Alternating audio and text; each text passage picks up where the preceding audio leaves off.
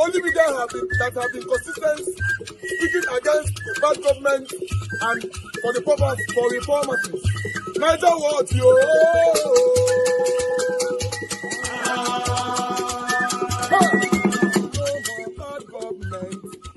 No more bad government. Niger what? No more bad government. Niger what? No more bad government. The only media that have been speaking. No more bad government. The voice of the voiceless. No more bad government.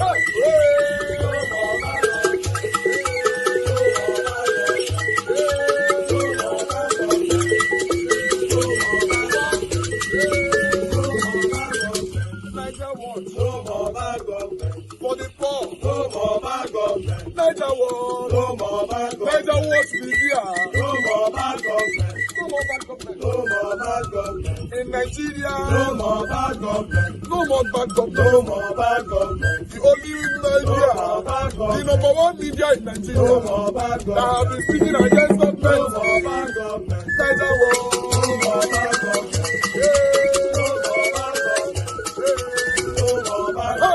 Niger what you?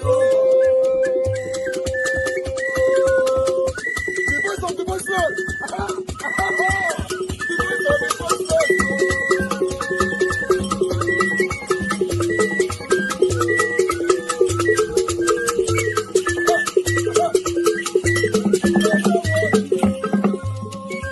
Voice for the voiceless. Voice for the voiceless. Niger what? Voice for the voiceless. Niger watch media. The only media that have been speaking against bad government. Being consistency since 1944. Voice for the voiceless. Voice for the voiceless. Umuwame. Voice for the voiceless. Umuwame. Voice for the voiceless. Voice for the voiceless. Voice for the voiceless. Voice for the voiceless. Voice for the voiceless. Voice for the voiceless. Niger watch you. We have been seeing all you guys have been doing, and we recommending to everyone in Nigeria, saying that you guys are the number one. Niger what you.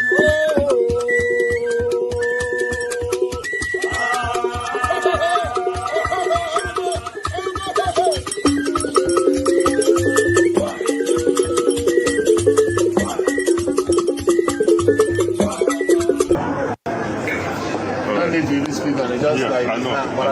Somebody can. All right, the counting is starting now. Number one, yeah. Number two, 3, 4, 5, 6, 7, 8, 9,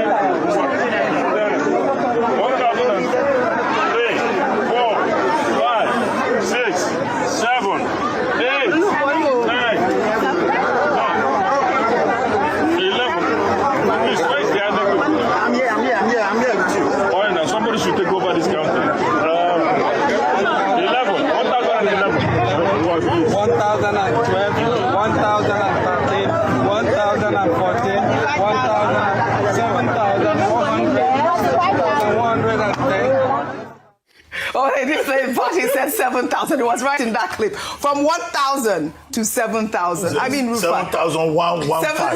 You got the number.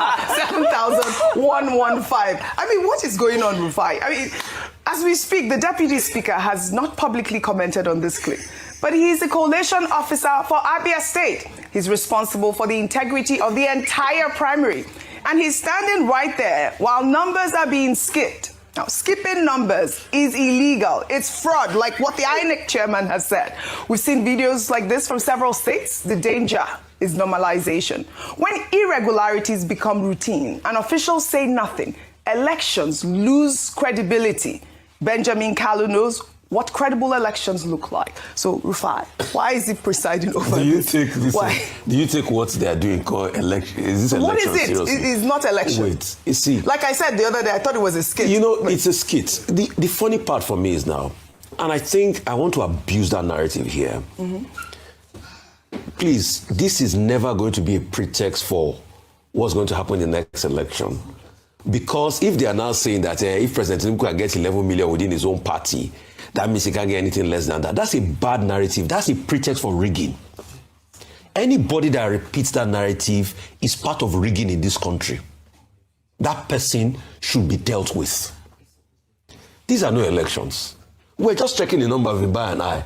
Are you telling me 91% of registered member in that political? That's why I asked Osomna that question. If 11 million people voted for president, you're saying 91% turnout. Which election has 91% turnout? In a democracy where we have less than 20% turnout. So anybody that is repeating that narrative that it shows that President Tinubu is not going to get anything less than a million votes is part of those rigging in this country. And people like that should be condemned and be abused. Because this is a pretext for rigging in the next election. And INEC, Shan, you know INEC chairman, you have not still independently put yourself forward for independent auditors to forensically look at your own Twitter handle with that case. You know, we are still looking at that matter. These are the things we will say after the election. Secondly, Oji, please, with due respect, Mr. Mayi can support Tinubu any way he wants to support. But I think it's a stretch on the over 3 million people that died, the children that were kwashiorkored, the people that were pained, the 10,000 people that were dying of famine on a daily basis, to now say President Tinubu is the Biafra they are looking for. No, he says he's the Messiah of Biafra. He's the Messiah of Biafra, whatever I say. Inclusion, development, no, Dr. progress, Dr. development. He should have just kept Biafra out of it. He can hype Tinubu all he wants. But Biafra is a sore point for Igbo people. I have friends that were child soldiers during the war. Please, let's not go there. It's a sorry part. A lot of them are still angry with General Gowon and what he wrote in the book. And the book he recently released. Most of those people have not read the book. No, they have read the book. They have read the book. And a lot of them are still feeling very hard done. And these are witnesses to history. It didn't happen behind them. I'm saying child soldiers. People that went through the pain. And I think it is very sad. No, I'm not talking about Sonny Roche. So you don't even know a child soldier. No, so you don't even know who I was talking about. So that was somebody else. It's not even Sonny Roche. So I think it is very despicable and sad for us just to mitigate the plight of Biafra and what happened there. And you see, Hoji, we have never taken our time to review what happened in Biafra. Atonement for Biafra is just more than no victor, no vanquish. It is deeper than that. Atonement is not in political rhetorics and political positions here and there. No. Just after the war, we had the top political parties ceding their vice presidential position to somebody from the southeast. We all know how Alex Ekweme, prominent architect, became the vice president of Nigeria. But that's not atonement. Atonement is a full sense of belonging. And that's why a lot of people are agitating and say, an Igbo presidency might just be a step in the way. So it's a deeper conversation, and let's not mitigate it on the bounds of policy. You can hype Tinubu, you can say he's your God Almighty, you can lick his foot, you can do anything. But when you start to mention Biafra in that way, it loses me, please. All right. Well, the reactions are mixed. Like Dr. Abate said, there are so many meanings to it. It could mean inclusion, it could mean... contemporary context. Right. The reactions are mixed at this moment. Well, now let's take another story. A police officer who was shot 5 times. When I hear say Tinubu scored 10.9 million votes for primary, you know, so I tell you, I say for this video, me I dey think where I dey allow myself to think where. I can't ask myself the question, say, what thing go make Tinubu go dey score 10 million when in the contest with somebody where they don't know, especially no get political struggle. Tinubu they score 10.9 million votes. Make I tell you what happen. You see these people, Tinubu and in team. You see corruption don't dey inside their minds, so they don't turn corruption to waiting be joke. I see one video where they trend. I don't fit play am for now, but they everywhere.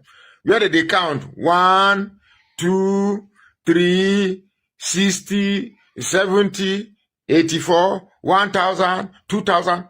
And I see they do for almost 3 different occasions, which means basically they do for many places like that.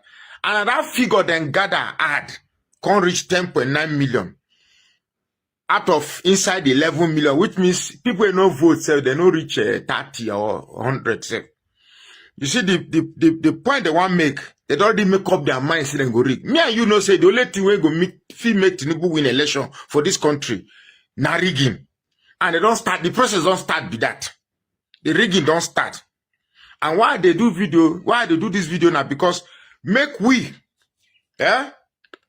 where one come out Tinubu, make we know, say, this man, now, political agbero, they know if he come out. He don't already tell you, say, the only way to do election is to grab it, snatch it, and run away with it. Now, he don't go grab 10.9 million votes. So that when the main election go come, if they don't rig, can't give you figures, say they get 12 million. They go tell you, say, say only their primaries alone, then score 10 million, almost 10.9 million. So, why you go say they don't figure 12 million? You understand me? Now, waiting, this is what this thing is all about. This is what this is all about. First of all, put somebody that is unknown, make it be like say the person no get any vote, because I say the person get about less than 200,000. Tinubu na get something, how many million? So that's just waiting this thing all about. So they go to say only them get, only for primaries alone, inside APC party alone, then get 10.9 million. Make I ask now. You know it be 10.9 million people? Do you know what is if 10.9 million people come out, say they want vote? Now public holiday be that now. If 10.9 million people say for this plateau a day, which where they gather where 300 and something thousand people they stay.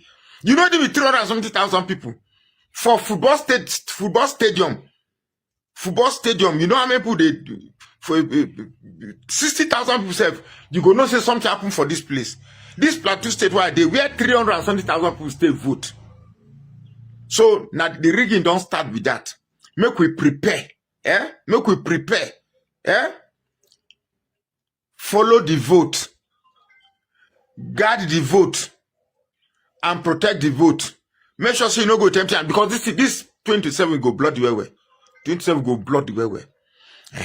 Now I come tell you, and I talk say I make you comment for the comment section whether I dey change my social media name to Original Pale, or na the other name na like woto make una tell me so that I go continue like that. I want begin to do my video now with Pidgin English so that my message go fit reach more people. So my Pidgin English presentation go there with Original Pale, or we go back to how I used to sabi me where they speak big grammar. Lagos, I was Izzy Evans or whatever his name is, was arrested and prosecuted. You know, when rich people toughen their security, I think the kidnappers now said, hold on a second, who has the deepest pocket outside the rich people? Government. So, but to make government to pay, they have to cause maximum embarrassment to the government. So when you go to a village in the bush and kidnap 100 children, you know their parents are peasants. As a kidnapper, you don't expect those parents to pay. You kidnap those 100 children because you want the government to pay. So what was happening, and a lot of this happened under Buhari, was a situation where they would tell Buhari, okay, we need to pay 500, I'm just using as an example, 500 million to get those kidnapped children released. He will approve it. Maybe the children are actually released based on 50 million or 100 million. The remaining 400 million is pocketed by people. So under Buhari, ransom was paid. Oh yes. But the point is, there are people within the system benefiting from it, is my point. So if you are benefiting from it, then the more kidnapping that happens, the better for you. That's a problem. So that's what I mean by insecurity became an industry. You know, it was more profitable than than security. So the people in the military, former military structure, are making their money through procurement and graft that comes through procurement. The people who are in the wider security estate who are making money through.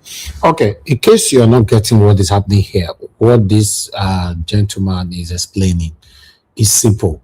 It means that even we all are pouring out our plight every day, calling on the government to fight insecurity, this kidnapping and all that is happening in Nigeria. What this man is saying now is that there are people in government that are benefiting from this kidnapping, buying and all that is happening in Nigeria.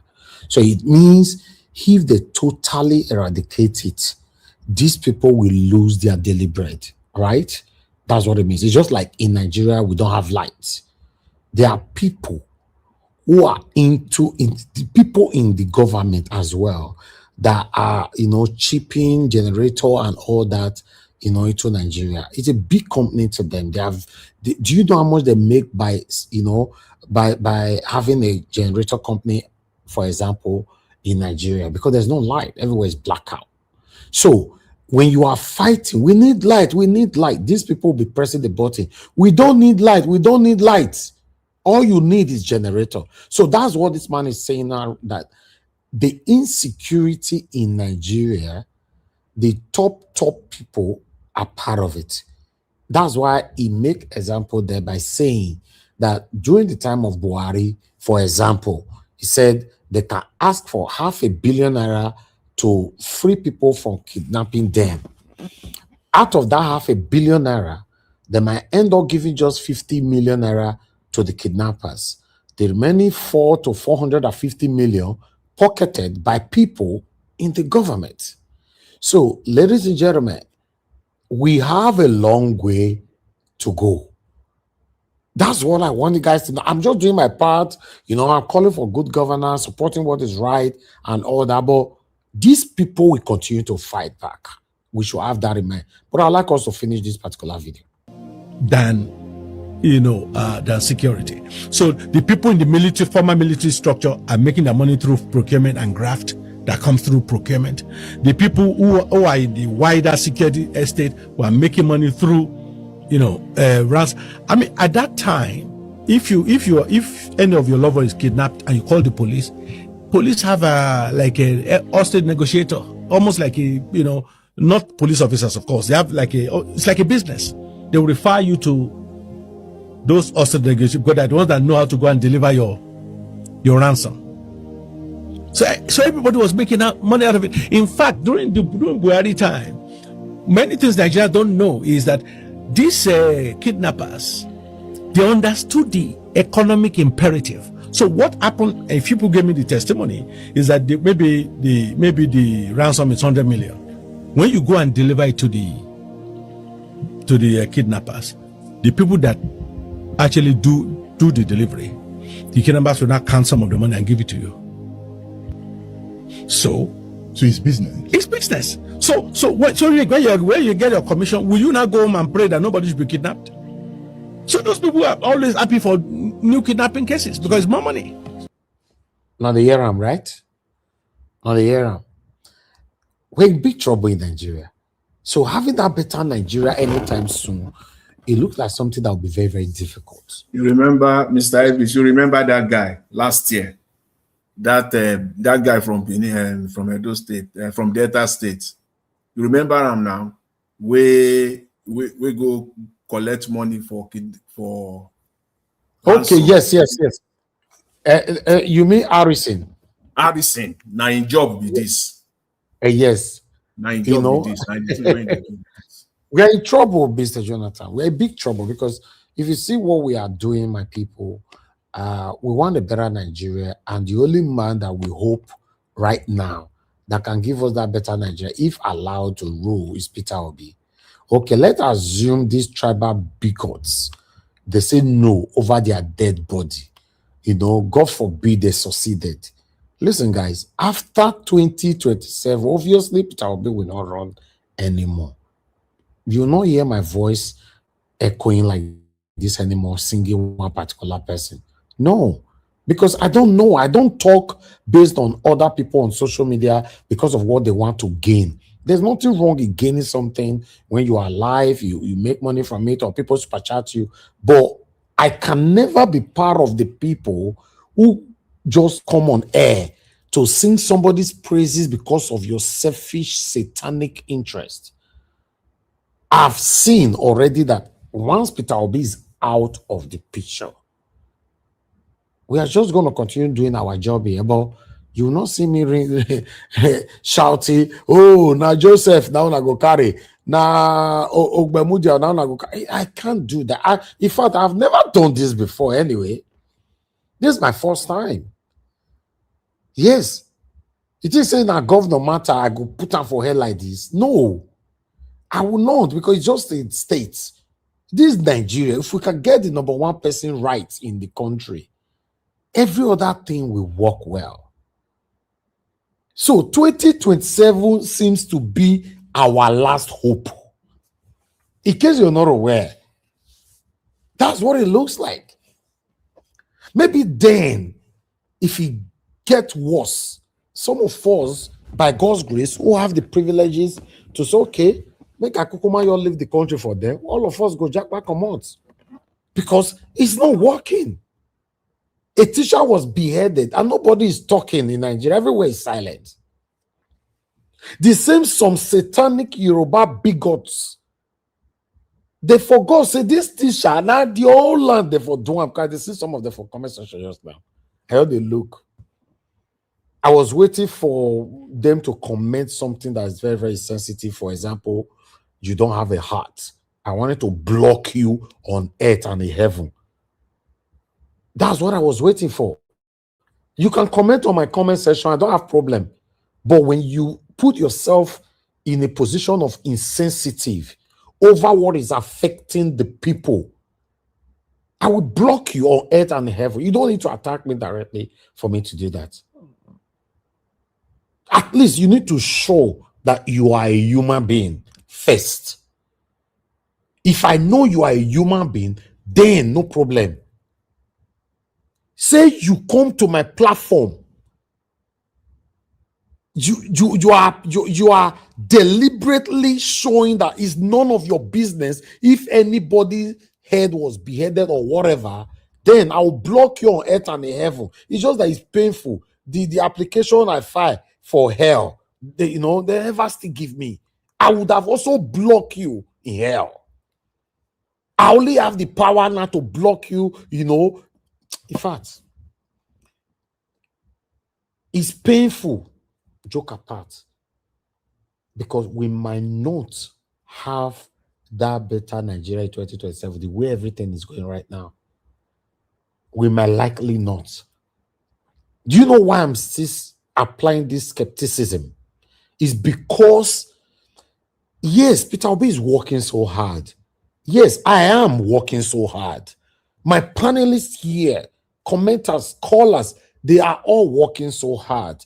And many other concerned Nigerians in other platforms are working so hard. But Nigerians in Nigeria are all silent. They are not speaking. Everybody just calm. I've never seen one person who stopped me to say, oh, Mr. Elvis, or Mr. Naija Watch, or anyhow you know me. Let's discuss what is affecting. They know they talk. They know they talk. In fact, when it becomes 2, 3, 4, 5, or 10 people gathering, immediately I just say make I breathe politics inside. You all see, don't they listen? One go they come out stylishly. Don't they come out stylishly? The next one we no one come out stylishly. Now tell you say, hey bro, I beg I come. I want quick pick this call. The other one say, I beg I want to direct somebody for here. Before you know it, you are not alone. Nobody want to discuss it with you. They are not interested. We're in trouble. In trouble. Thank you very much, Mother Peggy Modi, for the super chat. I'm very, very grateful for this. These are the people that pay me here. Have you heard before say politicians pay me? So if politicians they pay you, you come here, you want to comment rubbish for my comment section, to deceive the gullible listeners. It's my duty to protect those gullible ones. Because the reason why they are here, we are taking our time to see how we can change their mindset. So I will not allow you to finish them. Because politicians, they pay una. These are the people that pay me, my super chatters. I've never taken a bottle of water from no politician before in my entire life. I don't even want to meet with them. That's the truth. That's just the truth, because not that I have issue with all of them, but I don't trust them. Ordinary picture where you go take with the wahala don't come. Ordinary picture. People will say, Nigeria was not going to collect Brian Velo. God forbid. And if you check all this satanic set of people coming on the comment section to comment rubbish on different platforms, how much will they give them a peanut to? Go and find out. Maybe 500,000 naira or 1 million naira. Now that they give them. And they will just, they will create problem everywhere that led to beheading human beings head. Because they are not aware that what they are doing is what is resulting to the people losing their lives every day in Nigeria. But I want to finish this video. So we have networks of beneficiaries. Absolutely. That's the right word. Network of beneficiaries from top to bottom that are benefiting from insecurity. So they won't fight it. And that is a problem we still have today. They won't fight it. They will not fight it. So the business is expanding. There was this incident on the railway between Abuja and Kaduna. Then when, some people were kidnapped. One of the people that was kidnapped was a junior brother of a friend of mine. I think they were asking for 50 or 100 million. I'm not quite sure what the ransom figure was. So, everybody put money together, gave it to this guy to go and deliver. A guy was released after the money was delivered. But the person that delivered now came back with a story. He said he had to go through 3 military checkpoints on his way to the rendezvous that was given by the kidnappers. He said, and in each of those checkpoints, they demanded money. He said, by the time we got to the third, he said, look, these guys will count this money and they will find that it's less because you guys have been collecting. He said, tell them that we were the one that took it. So the military know they are there. So when he got to the kidnapper, and of course they counted the money, I think it was missing, 5, 6, 7 million, I can't remember. He told them, it's the checkpoints people that collected it. Hi. He said, the kidnapper said, okay, no problem. Can you break this down? Is it that the military knows that the kidnapper is there? Of course they do. Every time people are kidnapped in Nigeria, the military are telling they know. Their excuse is always, we want to avoid collateral damage. That if we go there, like that, some of the hostages could be killed. But that is the excuse they are using, and that's why the industry is increasing. Yoruba person supporting Fulani, you are setting up yourself to become like the Hausa people. Remember when Hausa was supporting Fulani? We are Hausa Fulani, we are Hausa Fulani. Where are the Hausa people today? I ask you. Fulani have completely overwhelmed them. It's called emasculation. Completely emasculated them. The same thing is going to happen to you. Traitors, saboteurs in your midst, they will promise them heaven and earth. They will give them anything they ask for in order to ensure that they get into you, they subjugate you. Now they have left the Lauren, having taken a Lauren and taken it to Sokoto. They now want to come into Oyo. They want to come into Ondo. Once they take over all those places, it's over for the Yoruba race. Over for you. By the time the Fulanis are done with you, believe you me, if you don't rise up now to fight for your freedom, by the time Fulanis are done with you, you'll be more useless than a Hausa peasant doing Babiala somewhere in Zaria. That is the future that awaits you. Now, our people must understand this very clearly, especially my Yoruba brothers and sisters. It is about time you stop supporting evil. Okay, tell me now. Is there any lie there? Yes, Una hates the man. Una just hate him because he's an Igbo man. Yes, some of you tribal bigot listening to me now. Everything we in talk, is it not happening now? Everything we in talk. Because then we used to say, not turn out they kill themselves now. They buy themselves now, not for that side they say they happen. Kwara State or Oro, anyhow it's pronounced, it's not a ghost city. Or you're the same thing now. Now they for kidnapped children, over 40 kids, and beheaded one of the teachers, and the rest are still with them. Tell me what this man talk will not be truth now. Oh, because he's an Igbo man, right? You just choose to hate him. Now, so Fela talk that time. Tell me everything with Fela talk that time that we are not facing today. Tell me one. Only one. You say, no, he lied on this. We just created a security network called Ijaikun. I see in people with their old color, everybody all gone. So why is Sunday Igboho allowed to do all these things and you lock Nnamdi Kanu up in prison? Let Nnamdi Kanu to come outside to go and protect his people that he's fighting for. Since Sunday Igboho is the one now that want to come and protect Yoruba land, security agencies that we have, they are no longer useful. Soldier, army, police, everybody, they are not powerful enough to go after the bandit. It is Sunday Igboho that is powerful enough to go after the bandit. Now he go get gone. We have to fight bandits. Abi, release Nnamdi Kanu to let him go and protect his people. Because I will not understand till today why Sunday Igboho is walking free and Nnamdi Kanu is being locked up. No, this is sentiment. No, this one are real sentiment right in front of our eyes.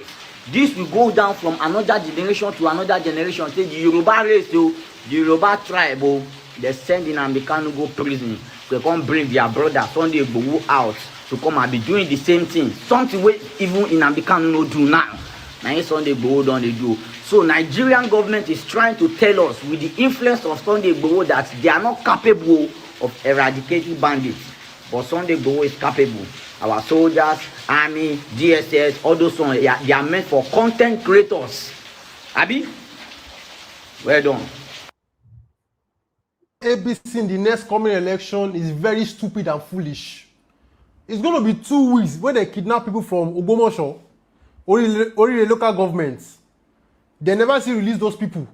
Meanwhile, APC and our president, they celebrate primary election. First of all, I don't know where millions of people start to come outside to vote for primaries. That's a red flag already. But why president celebrates win when we say for this same Southwest, kidnappers don't enter already? I don't know how to move on from this thing. Why? Because in my hometown. And I actually know that woman where they cry for help. I know her personally. I don't know how to continue I don't know. The thing they really hurt me. Now, I no post yesterday, and they talk to people who are in the house. People they say, relocate people, come, relocate your family member. How many of my family members don't want to relocate from that place? Okay, let's say I relocate my father and my mother. My cousins, where they there, my other relatives, where they there, I go relocate everybody go Abuja, Abi. I go relocate them, come Lagos. Does that make sense to you? And this is the same government you people want to vote for. I don't know how to continue my daily life. I don't know how to, bro. My home time is in fire. It's on fire. As I can't find more information, I can't discover, say, this thing don't they go on for the past 6 months in that local government. They'll go there, pack young boys, young students, abduct them, kidnap them. Now this is what they do. Sometimes they go pay ransom. They're not going to see release them. It's 2 ways. Those people where they kidnap now, it's 2 things the way those kidnappers go do. Is either they release them after they pay money, or if they don't pay money, they will huff them, they will buy them, sell their organs. Who did they sell the organs give? Who? You already know.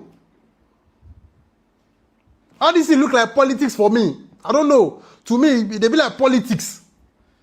Because why be saying now when I don't want to talk some kind of matter for here, but this government is crazy, bro. So if you are still planning to vote for APC, something is wrong with your brain. Something is wrong with your brain. I just declare you now. My hometown is on fire. It's on fire. This is the worst government ever. I don't know how to continue my life again, bro. Knowing fully well that people at home are not safe. My parents are not safe. I don't know how to continue again, bro. My own parents are not safe. They're not far from where that thing happened. No. They're not far from there. Okay, relocate your family member. I'm going to relocate all my relatives from that place to go Abuja. Abi. I'm going to relocate them come Abuja. I'll go carry all of them go Lagos. Let's use our brain. Nobody needs to tell you who to vote for again at this point. until they hope your family member. By the way, they are close to Lagos. In case you don't know, Ogbomoso is just 2 hours to Lagos. So don't think you never reach my side, you never reach my side. You go soon reach your side. You go soon reach your side. So speak out now. Make everybody start to the talk. Because I don't understand why President come Lagos. You know if he even just go there. President could not go to that side. They celebrate primaries. It's very, very unfortunate, bro. Very, very unfortunate. Very unfortunate. Gonna be 2 weeks where that stuff happen. Still, I know that woman now. I know that woman. I know that woman. I can't stop talking. Why? Because this is my hometown. My parents did here. Very unfortunate. That's another very good Yoruba man there. That's speaking truth to power. That's the end of my presentation, my wonderful people. I appreciate you all. We just do our part to bring what we can to your screen every day here. It's sad. This is the country we find ourselves. You know, I don't know. It's crazy. It's really crazy. I feel pity for my principal, Peter Obi, you know, most times, because this man is just, the man is just there. I pray God should continue to guide and protect him, because these people, they hate him so much. Because the man put himself out there. I don't even know if Peter Obi get proper security people following him. I don't even know. To be honest, I don't know. Because for Nigerians to be clamoring for just one person to remove this satanic set of people, God. Do you know what it means the day Nigeria will be freed? Do you know a lot of them will be affected? A lot of them. Even the ones that have ruled in the past before. Do you know? That's why they are all fighting. Just imagine Fubara coming out to read Tinubu's numbers for the primaries. You know that these people, they are all one. Satanic, my own satanic governor of Edo State, Okpebolo. Satanic Mode Okpebolo, that cannot write his name. He doesn't know his left and right. Also came out that I know people will not like this, but the 2.5 million vote, I promise, and it shall happen. As how? If not because these people see us finish, how do you give 2.5 million vote? Constitutionally, not be only one vote that satanic governor entitled to. Where do you get the 2.5 million vote from? Now, Tinubu don't get 10.9 million now for just primary. I don't even know who contest with him. Now, I don't know. For some of you that is always saying, by God's grace, God go do it. I don't want to believe on that. Let's face reality and discuss it holistically. What's the pathway that, yes, Peter Obi will remove this man in 2027? I want to hear things like that. If you want to tell me Peter Obi go win, yes, he go win. But will the right result be announced? That's my concern.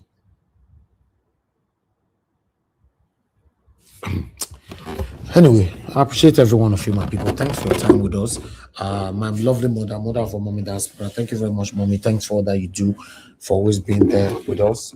Thank you very much, mom. Thank you, my brother Abu Azi. I appreciate you. Thanks for all that you do.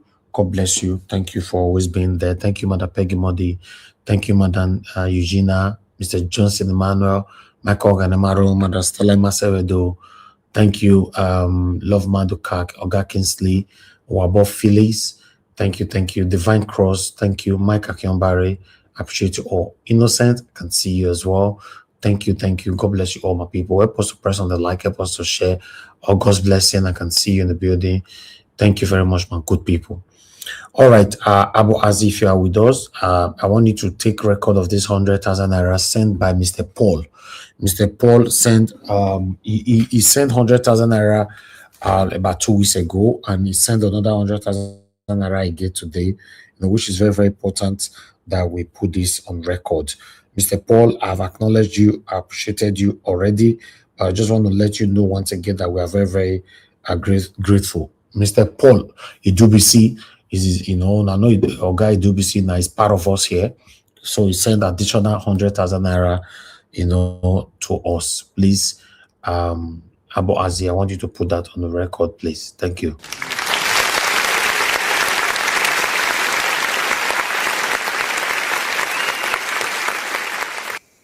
All right, I want to thank every one of you right there. Please help us to press on the like, help us to share, take our voices far. Mother Peggy Modi, I want to say I'm grateful once again. This color of money, in fact, it don't tell why I don't see this kind of color of money reach. I believe it don't reach tele. It's long time ago. So you're doing this today. As have your first see and something your first shock me. BG. Because say, what did they happen? Then I say, I be now dream I did, and then I can't say no, it's the same one of the people that always super chat me here. Thank you very much, man. I'm grateful for this. The numbers are there. Sometimes people don't press it. Do you know that the super chat have up to $500 is there? Are you telling me that we don't have people that have more than that? Politicians don't go to click on because now only they get those kind of money to give me. They don't go click on because they know I don't talk good of them. they watch us here. They are always here. All those top politicians, they are here. They don't go click on. They say, no give them. No give them. This is why we all they talk to us anyhow. Where they say we be this will be satanic. No give them. So they will not click it. So people when they click on I be this. So we have $500 there. I think it's the highest. We have $100. We have $200. I think there's $400 as well. All of them are there. With what we are doing here, don't you think sometimes we deserve things like that? Don't you think so? Okay, Mr. Just in the matter, they laugh. All these politicians are not going to click on they look you there, they say, hell, I never see anything. So I just want to say I'm grateful because it's been a while. I never see this color, yeah. So I'm very, very grateful. I don't take anybody that's super chatting us here, no matter how small or big. I don't take nobody for granted. God bless you all, my people. Let's start talking. For those of you that want to join us, this is the best time for you to join us so that we can start talking now. I was just in the matter. He said, I beg not they call them satanic again. If I say we cannot call them satanic again, Mr. Justin Emmanuel, it can't be like, say, they don't buy me with that now. So I want to be free. I want to be able to express myself how I want. Because that's the best description for these people causing the pains that we are facing. It's satanic. That's it. Even the normal people that are supporting them, they are also satanic. So for me, it's the best description for them. I don't have any other. I can't just come here and they talk like tout, like Agberu, say, Ogungo, buy the other one. I can't do that. So I just label and put all of them in one cage, satanic, and that is it. So yeah. So if I call you satanic, you say, no one give me super chat, don't worry about that at all. No, you're worried. But if you say you want to support us, you want to encourage our war, why not? You are the one paying us, like I've said. If you've ever clicked on our super chat before and you've super chatted us, or you send money to us on our Nigeria account or all that, I want you to understand that you are the one paying us.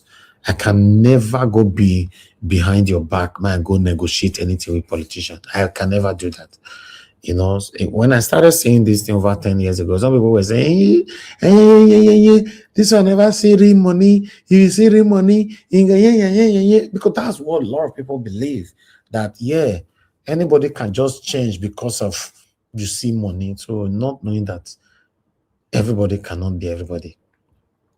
Yeah, it's not possible. I don't know how they make that parable. A little drop of water can make an ocean, right? I believe I put that right. That's it. Is lack of discontentment. That is what affecting us as human beings. You are not contented with nothing. Even when you already have some, you want to carry the whole world. In the process of you carrying the whole world, people are dying. It's none of your business. For me, I don't want to be part of that. Yes. For some of our enemies that have been patient following us for over 10 years now, because some enemies that they follow you, or they wait, make you make mistake, make they laugh you. Some of them don't follow. Some of them, maybe they don't even die safe. Some of them don't sleep, they don't wake up. They don't, because they were waiting for you to make mistake. Some of the can even tire. Say, they say this boy matter don't tire me. I don't follow now for so long. You know, fall for the trap I put out. It's not possible.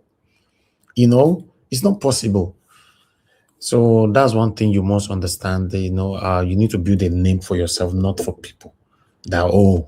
Just for yourself. My mom always let me know that the best way you can get God's blessings is when you do the right thing when nobody's watching. Yeah. The best way you can get God's blessings is when doing the right thing when nobody's there looking at you, watching you. Not when everybody or when everybody's listening to me now, I just by pretentiously be giving my submission. But when I now come out, I'm a different person entirely. No, God forbid. I appreciate you all, my people. I'd like us to move on. For those of you that want to support us, the contribution that is currently going on the platform, we're almost there. Please, the account number is right on the screen. Do your part. And my panelists that have not supported, I think this is the time for you guys to come in now. I don't like to mention names. Any of my panelists, you have not supported, please do your part now so that we know if we have completed or if we are almost there. Come in. I want to thank you again, Mr. Paul Dubisi. Thank you for doing it twice. Thank you very much. I remember some of you did it more than once. People like Michael Ganemaro and few others. I want to say we are very, very grateful. Michael Ganemaro did it, I think, 4 times. I want to say I'm very, very grateful to every one of you. Guys, do your part. Okay, the first person on the panel today is Black Panther. Black Panther, thank you very much, my brother, for your long wait. I'd like you to talk to us. Good evening to you. Let Oga Jonathan talk because my belly dey boil for Nigerians. Well. Okay, all right. Yes, sir. Before Jonathan speak, I beg, be proud of yourself. You are a good man. You are doing great. Keep saying it, because you are a role model. People should emulate your way of life. You see, some people who are claiming online, I'm the most person with integrity. Women are dragging them online. Some people call them Nakanaki this. So how will you call yourself a man of integrity? That the whole Nigeria is the only person that is so clean. And they don't look at you, but you, nobody, you are proud of yourself. From wherever you go to studio, from studio, you are on your bed. God bless you. So be proud of yourself. You're doing well. Well, sir. Thank you very much. I appreciate that. Words like this encourages me to do more. I'm very, very grateful. Thank you so much. Okay, before Mr. Jonathan, please hold on. I have somebody on the phone that I'd like to quickly take this. Eben, thank you very much. You were calling in. Please talk to us. Good evening. Yes, sir. All right, good evening. Good morning, good afternoon to everybody in the panel today. Good afternoon, good morning, good evening as well to everybody in the comment section. Thank you guys for joining in. And good morning. I believe Mommy Diaspora is probably, anyways, morning, afternoon, Mommy Diaspora, I greet you as well. And Mr. Elvis, thank you for everything that you do for us on a daily basis. I know, like I said the last time I called, I know it's not the easiest thing to come on here every day and keep the broadcast running. And also looking at how discouraging the situation of Nigeria is, I sometimes wonder how you get the strength to keep doing this. But we thank God for you, and we thank you for your dedication to the cause of our nation and to see that a new Nigeria is born. Thank you. So, you're welcome, sir. So I was really compelled to call in. I know a lot of the information that we get from Nigeria is very repetitive in a lot of ways. But oftentimes when specific things just hit me, it compels me to call. Right. So as I was listening to a lot of the videos you shared today, as a believer, one of the things that I was strongly reminded of is the scripture that says that the love of money is the root of all evil. And that really hit me very hard in a very different way today, especially when you showed the video where that man was being interviewed, how he was speaking about somebody you knew or a family member that was kidnapped, and there were checkpoints, and the military people also getting some cut from that payment.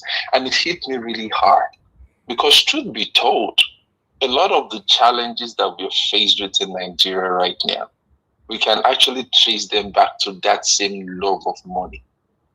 We can trace it back. The insecurity boils down to that. There are people that are making a lot of money from it. Now it's an industry. Right? So I'm saying this to say, looking at this situation actually makes me believe more. And I'm not trying to preach Christianity or anything. I'm just re-emphasizing as a believer that I am, that a lot of the things that, the Bible speaks about are actually very true. So as we go forward, and I'm praying that Mr. Obi becomes the next president. Again, I don't know. It would have to be based on laws, right? Where we would need to enforce some kind of very stringent laws to avoid situations where people can actually embezzle the resources of the nation, right? Because I believe once that can be addressed, then the nation would definitely make progress. That is on one side. The second thing that I want to talk about is something VDM said. And I'm not coming at VDM. I've said this before. He does a lot of good things for the nation. There are times that I feel it goes off the edge and says some things that are not exactly accurate, right? But one thing I would say is, I think there is a need, and this is a lesson for me as well and for every one of us listening. It's not on every situation that we need to have an opinion. Because if I'll be honest, I feel like sometimes it speaks about some situations, not necessarily because maybe there is a genuine intention to actually push a change, but just because, of course, he has a following, and thank God for that, right? But that doesn't necessitate that you have to have an opinion on every issue. When he was speaking about Natasha, I'm sure some of us also caught that statement. He said something about what he was expecting her to talk about was Akpabio embezzling this amount of money and not the fact that he touched her or whatever. And to me, it's so insensitive to make that kind of a statement. And I know if Madam Rita were on this panel today, she would probably bring this up as well. Because it almost seems as it's a disregard for what was concerning to her. And I've heard Madam Rita say it multiple times. It will seem as though in our society, there is almost no regard for the female or for women. And that statement sounded like that to me in a way. Now, this is not to say, of course, bringing up maybe financial misappropriations and all that wouldn't make sense. But as a woman, this is something they treasure a lot. So if that was the bane of what she was speaking about, it should be respected. But the way he discarded it so quickly was so concerning to me. It was almost like, if you touch, touch, it was my business. No, now, Abba. All right. So I feel like, yes, other things that he said made a lot of sense, but to have dismissed what Natasha was so concerned about when all of the saga played out, I just feel like that was so insensitive on his part. Absolutely insensitive. But what I would say finally is Nigeria, and just to wrap up my submission on this, Nigeria, APC will rig the next election. And I'm kind of a little surprised though. Are we really waiting for the election to happen before we vent out our anger? Or is it when the election comes that we think that something is going to change? For me, I don't want to be pessimistic. But if right now, at this moment, with a teacher being killed, with children being held hostage, we are not seeing a full display of our anger and our dissatisfaction, I don't know if all of a sudden we'll be able to switch when the election is stolen in 2027. I don't know how that is going to happen. Thank you. As a matter of fact, let me just say this last thing. As a matter of fact, we should express our frustration now and not wait before, or rather until the election comes. Nigeria, please wake up. I pray that God will help us in Jesus' name. Amen. Amen. Thank you, Mr. Elvis. Thank you, sir. Thank you, Mr. Eben. Thank you, sir. Okay. Nigeria should wake up. They're already seeing what is happening. It's just that some of them, anyway, let me take this call. Thank you, Madam Amy. Madam Amy, are you there? Oh, okay. I think we lost you there. Mr. Ken, you were calling in. Are you there? Okay, you are not there as well. What's happening? All right, guys, please hold on. What's happening here? There's conjunction here at the same time. Madam Amy, are you there?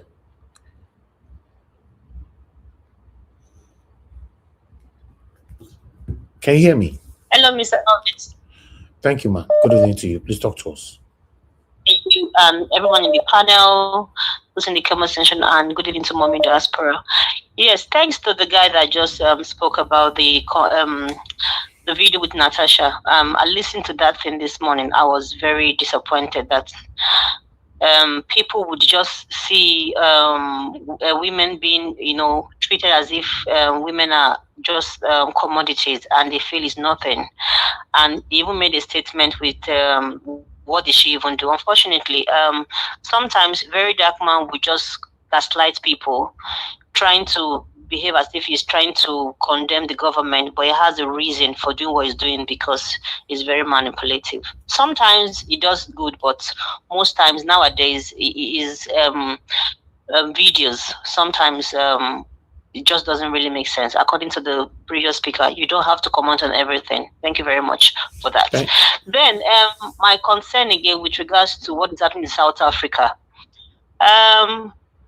Nigerians, especially the Igbo elite, they should just focus on Nigeria first and see what is going on. Those people supporting APC.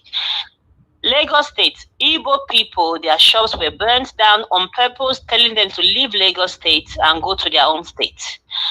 Now, the same country, people outside in South Africa, in an African country, they are being disrespected.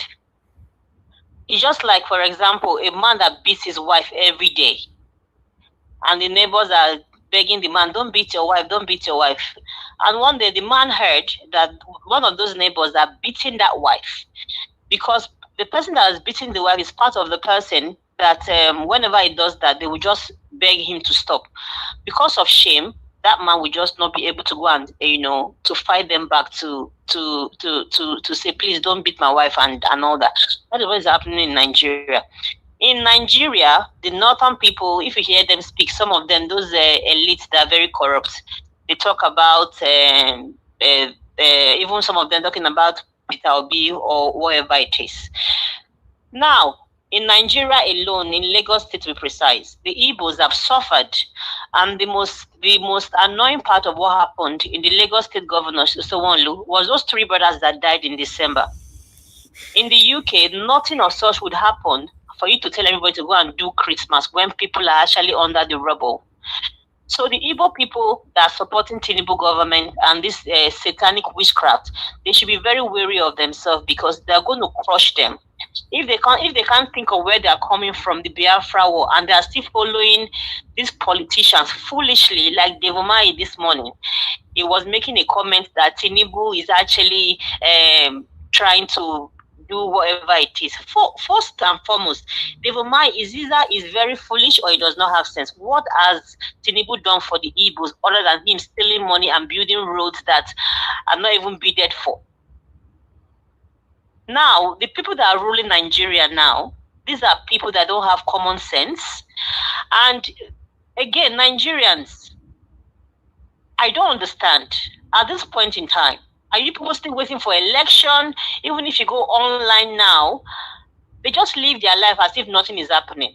You people like us that don't live in Nigeria, we feel sorry, we are angry with what is going on. But the people, I watched the video of the guy that gave an Arsenal example, that if those amounts of people could come out on election day, or come out, for example, something happened, Showore saw this JB Lake, the pastor that was begging, Showore went to that church to tell them that he was coming to Abuja so that they can fight. I saw Showore when he was doing his protest. I almost shed tears. Where are these church members? On Sunday, these foolish so-called Christians, you will see them going to church. But what matters to them, they don't really care. Showore left where he was, went to Lagos to fight for their own park. The people that were there We're just scanty. So when are we going to take back what belonged to us? When are Nigerians going to wake up? Or even if it's not even coming out for protest, the labor union, what are they doing? Can't they just put up strike that everybody should stay at home? If there is no money coming into the system, at least you guys should look for ways to protest, because the country is not working. Yesterday we saw the sham primaries. Tinubu opening his mouth to say democracy, and even when they gave him the flag to fly, you could see somebody that is like a fairy waving that flag. You are giving this country to somebody that is almost dead. I'm sorry, somebody that is so weak and fragile, a country that is almost gone. We need a vibrant person to come in to help Nigerians. For God knows how long the rich people, the politicians have been subsidized over the years, giving them money for everything. They will buy their SUVs. When are the poor going to be helped by these so-called politicians and government? Nigerians, please wake up and see what is in front of you. They spend money just anyhow, but they don't even care about the poor. They don't even know if they are feeding. 70,000 pounds for minimum wage, and the school fees have been increased for God knows. If somebody is actually training one child that is a medical student or a science student, how can that person be able to pay for the fees of their children? Thank you very much. I have a lot to say, Mr. Evis. Thank you. Thank you very much, Madam Amy. God bless you, ma. Okay, Mr. Ken, talk to us. Hello. Oh. Mr. Ken, talk to us. Good evening to you. Yes, Mr. Evans, good afternoon. I'm so sorry about Nigeria, because we are all Nigerians. The state of our country, Nigeria, I would say I'm so sorry about it. Because of our leaders who will get for that country is gone, not almost gone, is gone. If we allow this kind of sham election they do for primaries, for APC yesterday, they will consider they want to do election for 2027. Nigeria should wake up. Nigerians should wake up. We the year we they cry for them. They didn't sit down for. They don't know what thing to go on. They don't know anything about our election or our country, the dying state of our country. I pray one day make our citizens wake up, fight for their own person, fight for their self, fight for their children. Each day I keep crying since they behead that guy for Ibadan. I keep crying. Is it the state of our social workers? Is it the state of our civil servants that are being paid peanuts, less than $40 in a month, not even an hour in a month, and somebody still die? The government are going a bad campaign. There was no flag flying in a half mask flying for just one person. Do you know how it takes American people to rescue one military weight loss for Iran? How many aircraft could carry just one person? With the distract Iranian soldier to carry one soldier come from Iran. One person they behaved like goats. Nigerian government see they go back at their so-called politics. What kind of country are Nigerians are living in? What kind of country is that? I pray Nigeria should wake up one day, vote, stay there, and defend their vote. Without that, these guys will just write result and give to us. We are not going there to live, but we are seeing what we are enjoying here. But over there, our Nigerians are suffering, living less than $1 in a day. But they don't see these things. I pray one day, God bless you, Elvis. I pray God bless you, because since 2023, you have been so consistent. Every day, you always come out to tell Nigerians, tell the world how Nigerians are living. Every day, you never fail one day. You never fail. May God continue to be your strength. May God continue to bless you. Amen. Please, my brother, I may not lose effort. Thank you very much. This is my contribution. Thank you so much. Thank you. Thank you. You see all this calling, Nigerians wake up, Nigerians wake up. Nigerians don't be like people who want to wake up anytime soon. No. Because the really part of it now is that all of them coming to your inbox to beg for money. It's very, very crazy. All of them begging for money, left to right. People you have on your WhatsApp, they come to your message and message you, begging for money left to right and all that. It's so irritating. And I responded to one particular one today, just today, by saying that, as long as you people refuse to speak, This is how Nigeria will continue to sink. You cannot be begging for money just like that. It's crazy. Everybody just believe that they can go to anybody's inbox and beg for money, and none of them want to use their platform to talk about what is affecting them. My people, now we see we will drop our own submission and allow my panelists to speak. But before that, if you read this article from Peter Obi, yes, that's what I put it there. One. No, not this one. The one where that you went to South Africa. Which article? The journey, the conclusion, what you went to South Africa to do. No, the one I have here is what I want to read. I don't have what you're talking about, sir. Check your WhatsApp just to put it so Nigeria will see the effort he has made, what Tinubu has failed to do. We played the video about it already now. Okay. If we play video, the one that went to South Africa already, well, I don't know if there's a special speech that you want me to read. You know, yeah. The speech is powerful. Okay, let me check it quickly. I don't know where that one is. You send it to my WhatsApp? Yes, it's on WhatsApp. Your WhatsApp, yeah. The one you are answering call with. Okay, all right. Let me just. Okay, while I'm trying to look at this, guys, let me just go for a quick break. Then I'll see you guys shortly. Whichever way, by all means necessary, you must have electricity. And you will not pay for estimated bill anymore. A promise made will be a promise kept. If I don't keep the promise and I come back, by all means necessary, don't vote for me. You must have electricity. That's the truth. And you will not pay for estimated bill anymore. A promise will be a promise. But he said, if I don't keep the promise, by all means I come back for second time. Don't vote for me. You will not pay for estimated bill anymore. Now now GBT, now Ojoro, now deceit, now mago, now lie, truth, no day, their mouth. Listen again. If I don't keep the promise and I come back for second time, waiting, you say, make we do. Don't vote for me again. Don't vote for me again. Don't vote for me, good. That is the truth. By all means necessary, you must have electricity. If I don't keep the promise and I come back for second time, don't vote for me. If I don't keep the promise and I come back for second time, don't vote for me.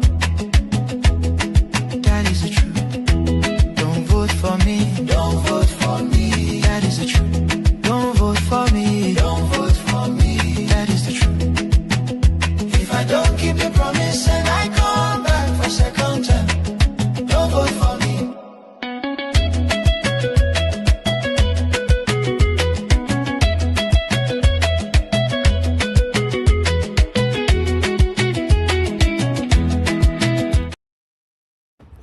Okay, all right. I got it. Thank you very much, my people. I appreciate you all. Thanks for your patience with us. We're almost there. I think this is very, very vital. We pass informations like this, but I'd like to read what I have on the screen quickly before I switch. I think this one might be part of it though, but let's just take it. I'm not running away from Atiku. That's Peter Obi. Peter Obi, a presidential aspirant of a Nigeria Democratic Congress, NDC, has rejected accusation that he's fleeing from former Vice President Atiku Abubakar.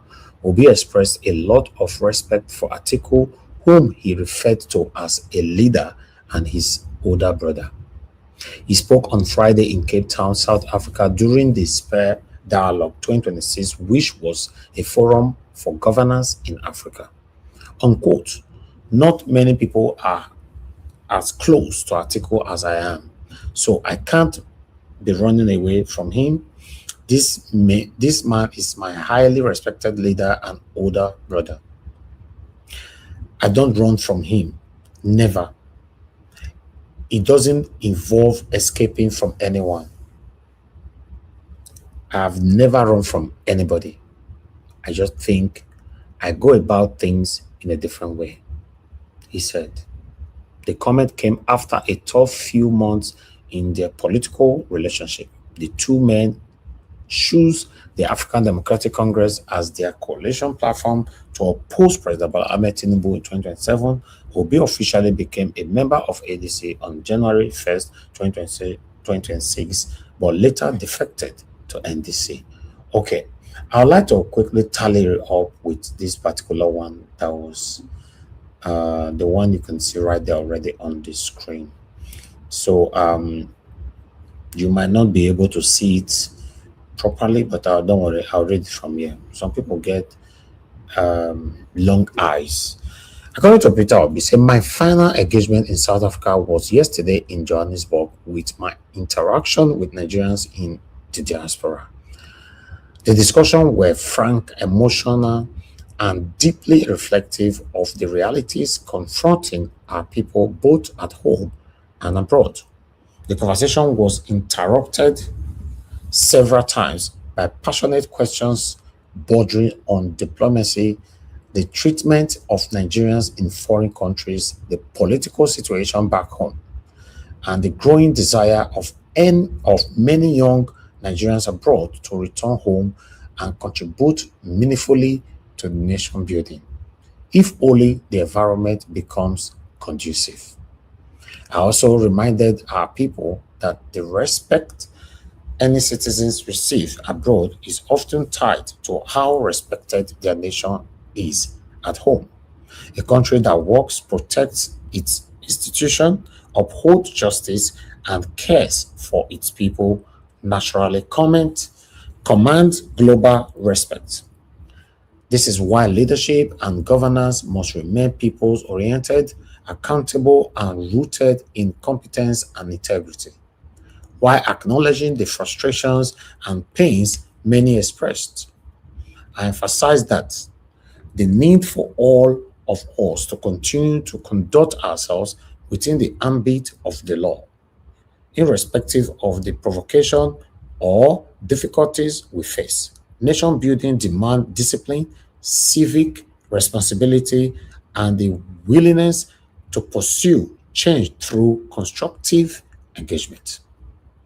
The interaction further reinforced my belief that Nigerians across the world remain hopeful about the future of our nation despite the present challenges.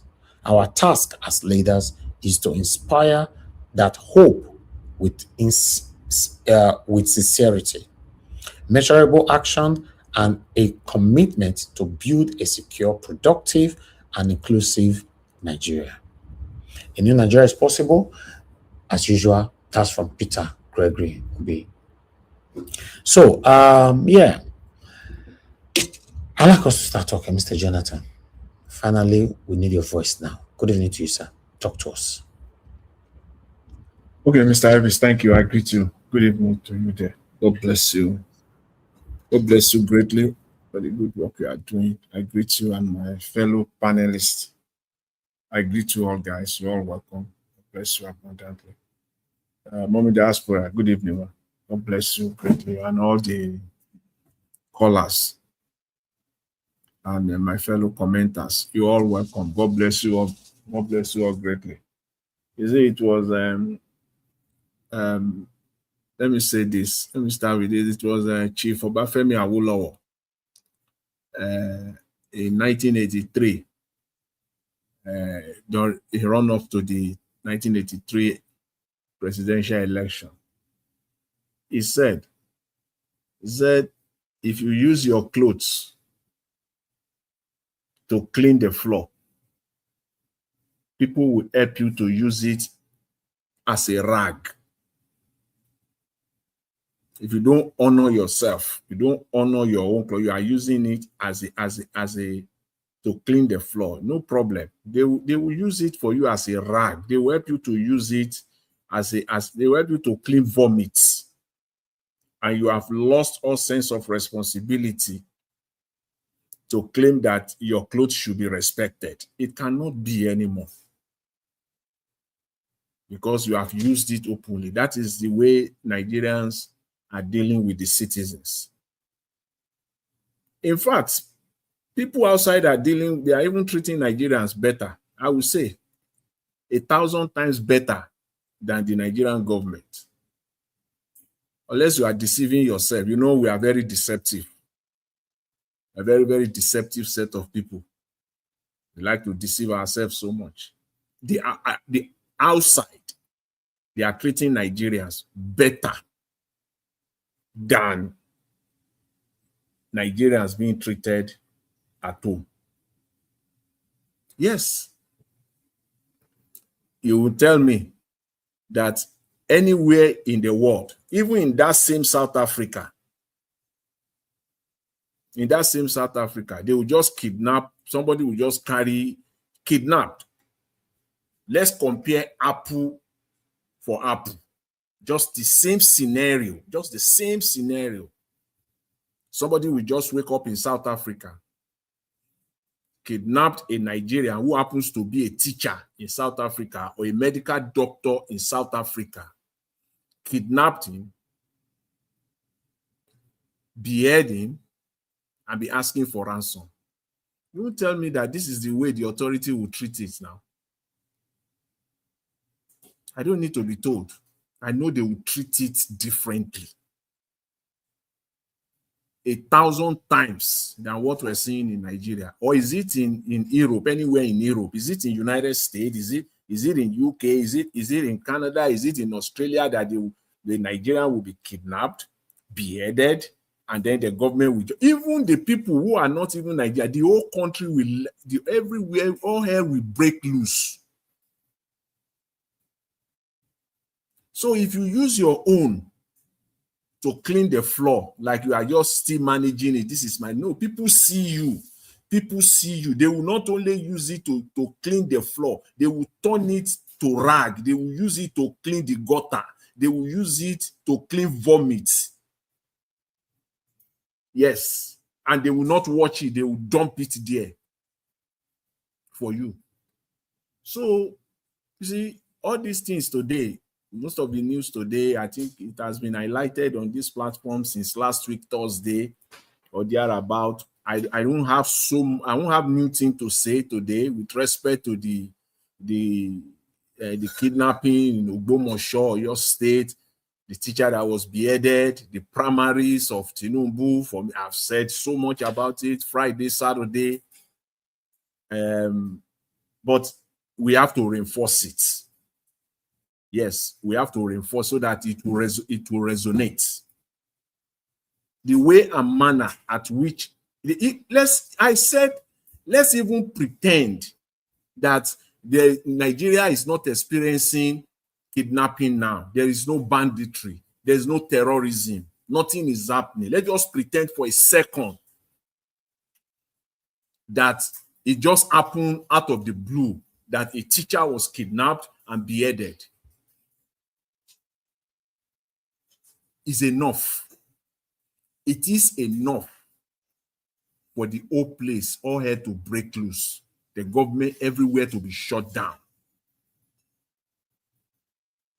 Even demanding for resignation of those that are responsible, directly responsible in position of authority, from the presidency to the military chief to the police chief and all the rest of them. They, at least even one or two of them will have resigned by now. How much more in a country where there is full-blown insurgency, full-blown kidnapping and banditry from north down to the south, and this happened? There's no outrage of any kind. It says much about who we are. It says much about. See, if we get to a point, this one that we're saying, maybe they still buy somebody, beheaded, they took him away and then buy him somewhere. This one, it will be right at the city center. It will get there. It will get there. The video on the man who was talking about the kidnapping, how they pay ransom and all the rest of it. We all know that's exactly what is happening. Again, unless we are deceiving ourselves, unless you just want to be, you want to be evil and deceptive, mischievous. I know now. If you're already thinking in your heart right now that show me evidence, know that you are evil. And ask for forgiveness right away. Because if I go further now, the next thing is, what evidence do you have? That is to tell you your mindset. We all know that is exactly what is happening in Nigeria. The military, the Nigerian military is complicit, is directly involved in this. Before you start telling me, show me evidence, until they buy everybody. If you are thinking about that at this time, at this stage in Nigeria, you still want people to come and until they will bring that evidence, they will package it and send it to you in the DHL or FedEx so that it will be protected, and then you will open it, and then you want to see all the intelligence. Wait there until they will buy you and your family right where you are. This is there. It is. There are those that are benefiting, the enablers, they are benefiting from the insecurity. I've said it here before, the APC government came into power through insecurity, and it will continue to sustain itself in government through insecurity. Full stop. Take insecurity out of the equation.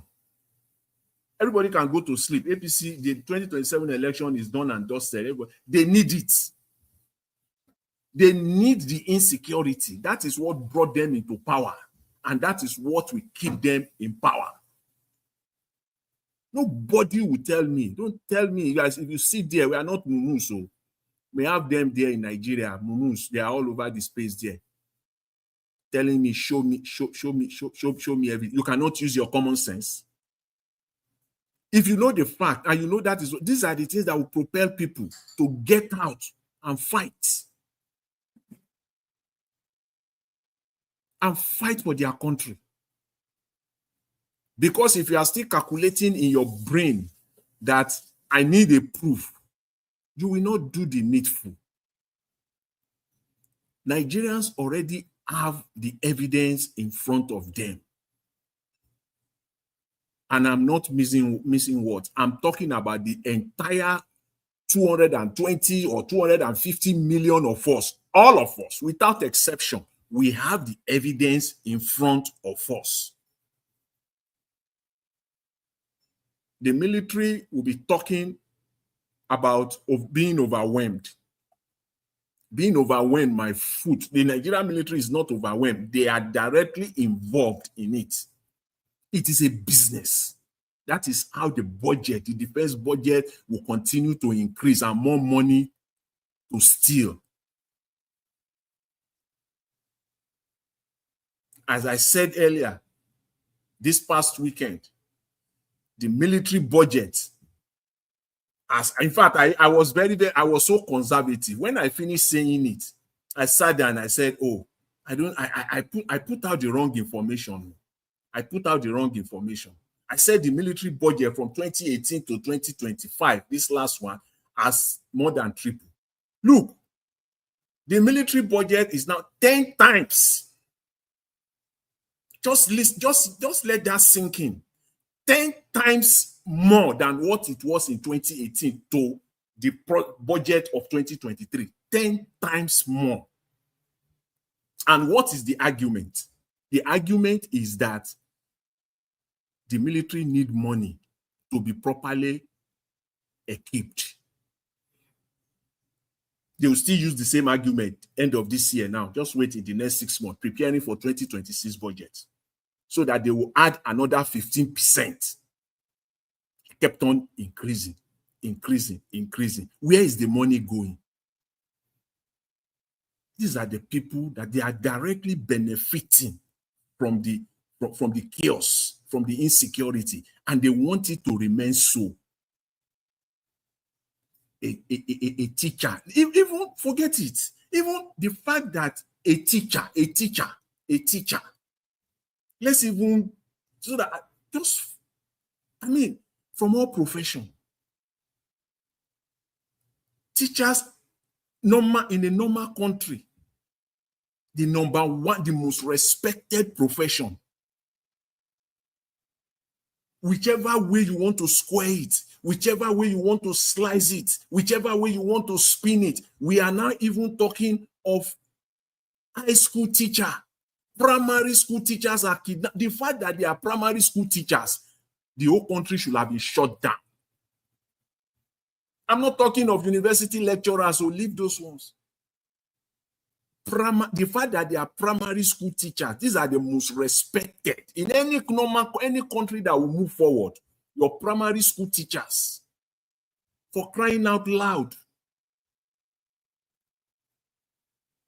and nothing is happening. And people will be saying that the military is overwhelmed. Until it happens to each and every Nigerian, then we will know what to do. The guy who came out and said his parents are in Ogbomoso, they are right there in Ogbomoso, or your state. Until it begins to get to each and every one of us like that. We are not ready. Tinubu is just about how to continue to perpetrate himself in office. This past weekend, on Saturday, they said Tinubu had 11 million votes. 11 million. Are you kidding me? And he has the gut and the audacity to say that democracy, internal democracy is working. Everything is going according to plan. I'm glad, at least today, that is what everyone is talking about, at least to expose it. Because, see, I know there's no way we'll not talk about politics. I know that things are happening, which I've just used the last 5 minutes or so to talk about. But the way and the method at which we will get our country back is still through this political process. So we cannot take our eyes off it. We can't. It will be at our own detriment. We can't do that. It is still through this same political process. So we have to use it.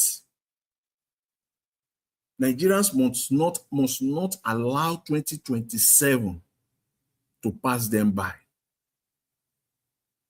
There is no way on planet Earth where Tinubu should come back as president. We saw on Saturday, in the past week, the last week, during the APC primaries, we saw the people that are lining up. These are the most vulnerable. I said it. Those are the people that they bank on. In the recent, they are the most vulnerable people, the poorest amongst us. Those are the people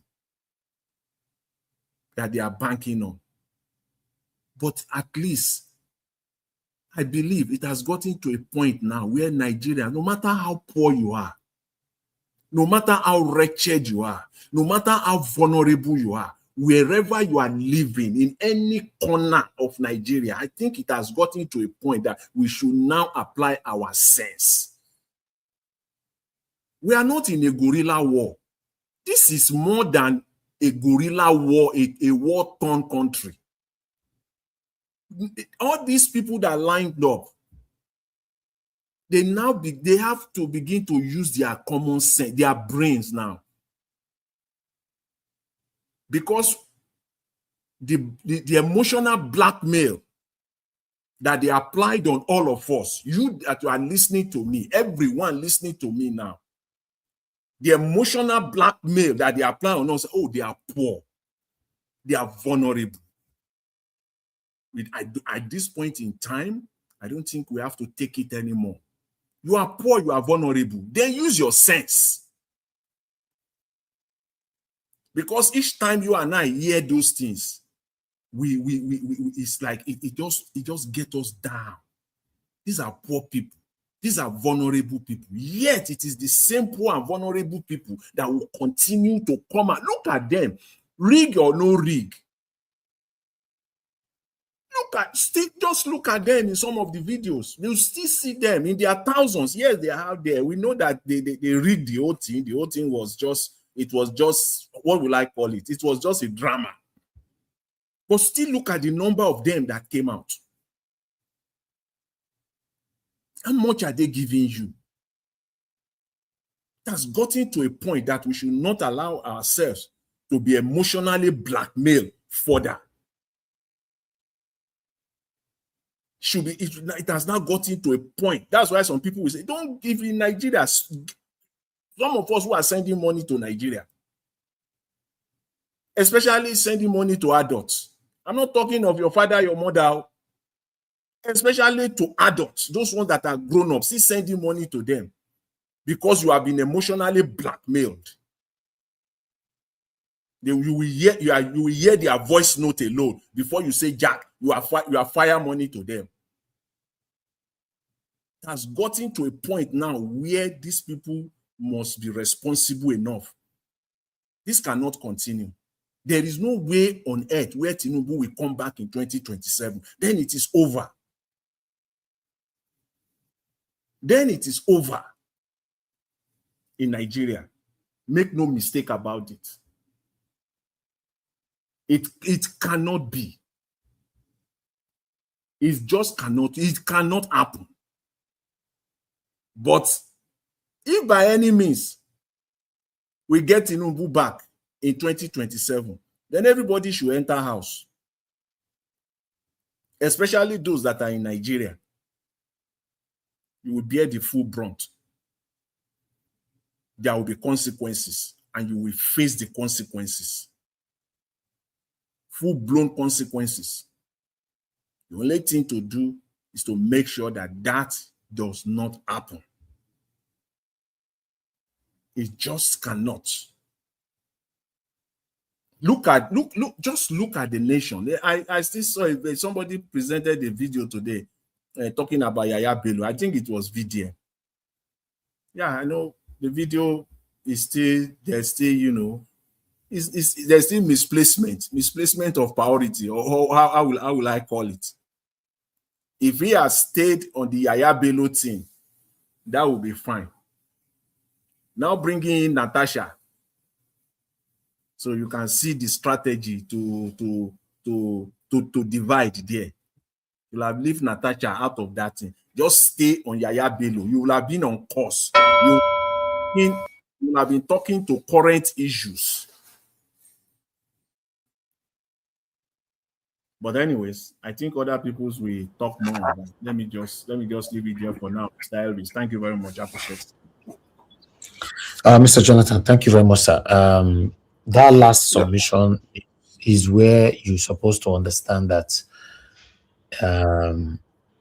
you know, the complete finish. Not everybody go figure the consensus where you get, you know. So because I was watching that video, it doesn't make no sense.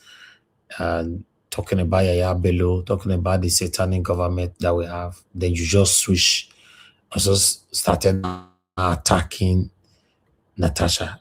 That's where Very Dark Man messed up that video. It doesn't even make, then that video now stand like we're not even sure what Very Dark Man was now standing for. Because from beginning I was enjoying it, everything was sweet, until you just switch, then you now stay in the middle again. I was like, God. Anyway, I'm ready.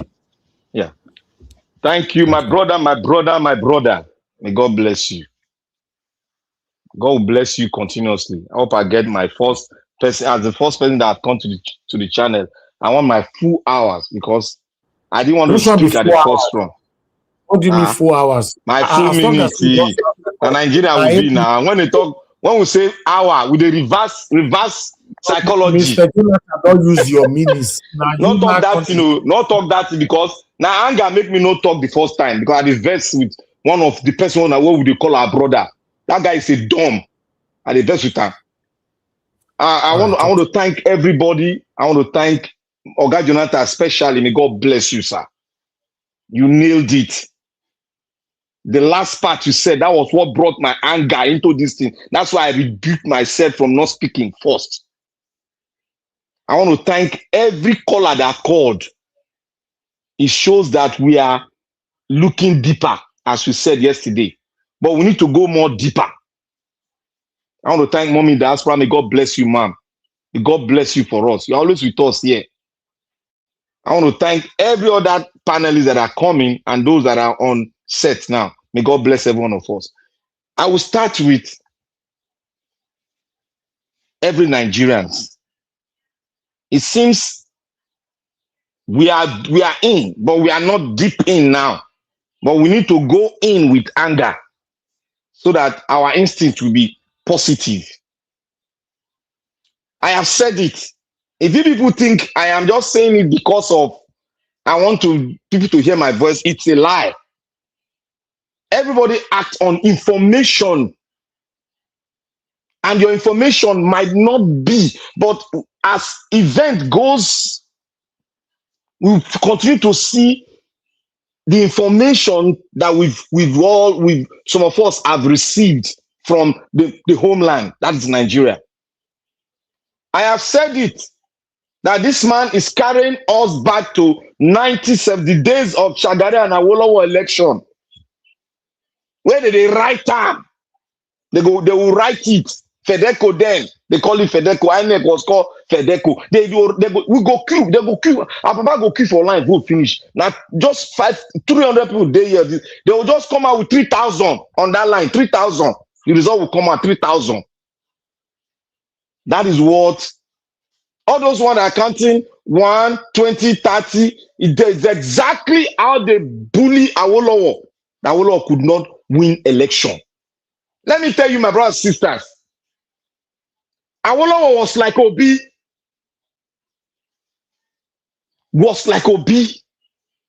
But one thing, the difference between Awolowo then, Awolowo was more or less regional because when Nigeria was not into full federalism.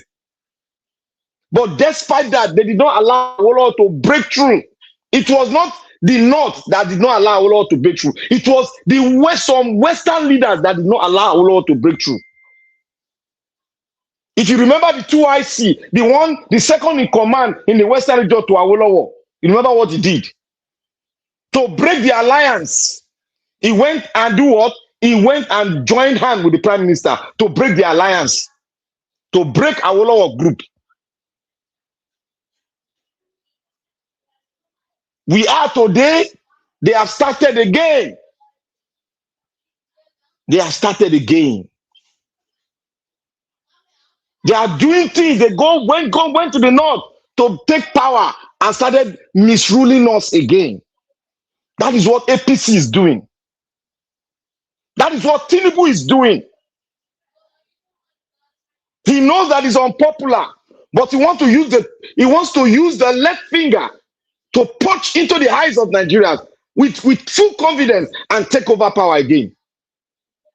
But one thing I know, because the signs, we are not aggressive in the West, in the South. Look at what happened in the North. I watched a video. They was speaking in Amsa. The man was preaching. He wanted to convince somebody in the marketplace about APC. If you see the beating where that guy received, my brothers and sisters, the guy almost popped up. They have to safeguard him and pull him out. That is the kind of anger I want to see in the South. Anybody mention APC? Look, just tell her, make him move before we stand up, move him. Because it has gotten to that extent. If you people are thinking, because the information we are getting, sometimes I get scared, but I just come boldly to speak it. But I can't go deeper. Because as event rolls, I want to see the authentication of what the information I've gotten. And I want Nigerians to go back. Please, I beg you, post support in diaspora, go and look at the revolution that brought about the terrorist government in Iran. We all of us need to go and study that thing that happened, that has spent almost 45 years terrorizing every individual home. Every home in Iran. Iran is about 120 million people, the largest in the entire Middle East. It's not a Muslim nation. 85% are non-Muslim. And the minority took over the country, thinking that they would do better. But when they got power, they changed the name of it. The second month, they changed the name. That was when they knew that the battle has just started. That was why they know that the revolution was not real revolution. Nigerians, they are taking steps, crippling into our forests. We are waiting for government. Don't wait for any damn government anymore. Don't wait for any government. Don't ever. After all, for the past how many 60 years, we have not had security. Let's all come put our head together. We have not had security in Nigeria. Everybody's you get your light, your generator, or your solar system, you fuel it, you secure yourself, water, you get water for yourself, you get virtually everything. What has the political class, quote and unquote, given to an average Nigeria when we moved into federalism? Tell me. Nothing. Zero. We were even more better during the regional governance. Awolowo was doing the best because he had them. This is a patriot. He had his own Western people at heart. He was giving them, out of little, he was giving them the best of education you can ever think about. He brought television that you see, the Western region was the first in Africa. Go and check the record. It's quite there. It's there. We had TV, even first before some European countries. And now look at the country that set that pace. Look at how we are now. We are even more back, reverse. We are back. We cannot even have a good system in Nigeria anymore. And we are the first to bring the West, we are the first to bring television system. Courtesy Awolowo. He brought the education system that everything you see in the entire country, but they've ruined it. Now, let me go to VDN. You see, VDN, if you know, they say if a child will not listen to the voice of his parents, the mother nature will deal with that person. Let me tell you, all this why they thought, say, your forefather, my ancestors, you don't know anything about the tradition. You are just talking. You don't know anything about the tradition. You are just talking. Go do this, go throw stone for river, blah, blah, blah, blah. Carry one thing, they shout for mountain. You don't know anything, my brother. You are a baby. You are talking. Look, my instinct is telling me something, but I will not say it out yet, because if I say it out, those people that follow the followers will come and be saying also rubbish. Let me tell you, if you tell any rubbish against me, I'm a thick-skinned person.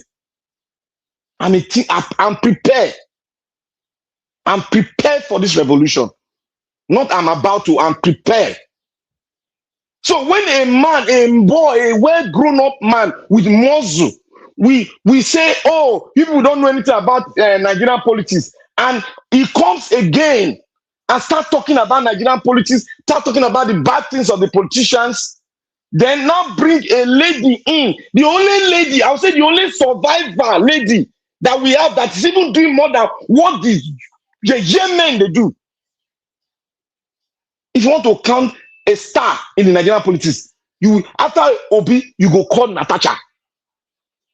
Make I remind them, make I remind you there. You see the road where lead from that Edo come inside Kogi, Natasha make them notable for Edo people.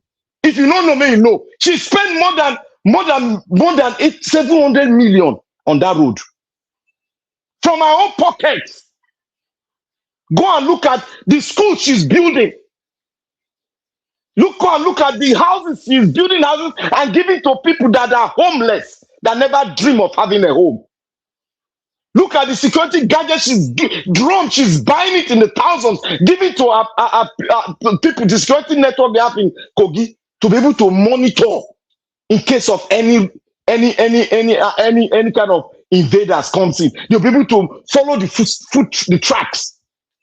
She's introducing it while your so-called president is sitting down there talking nonsense.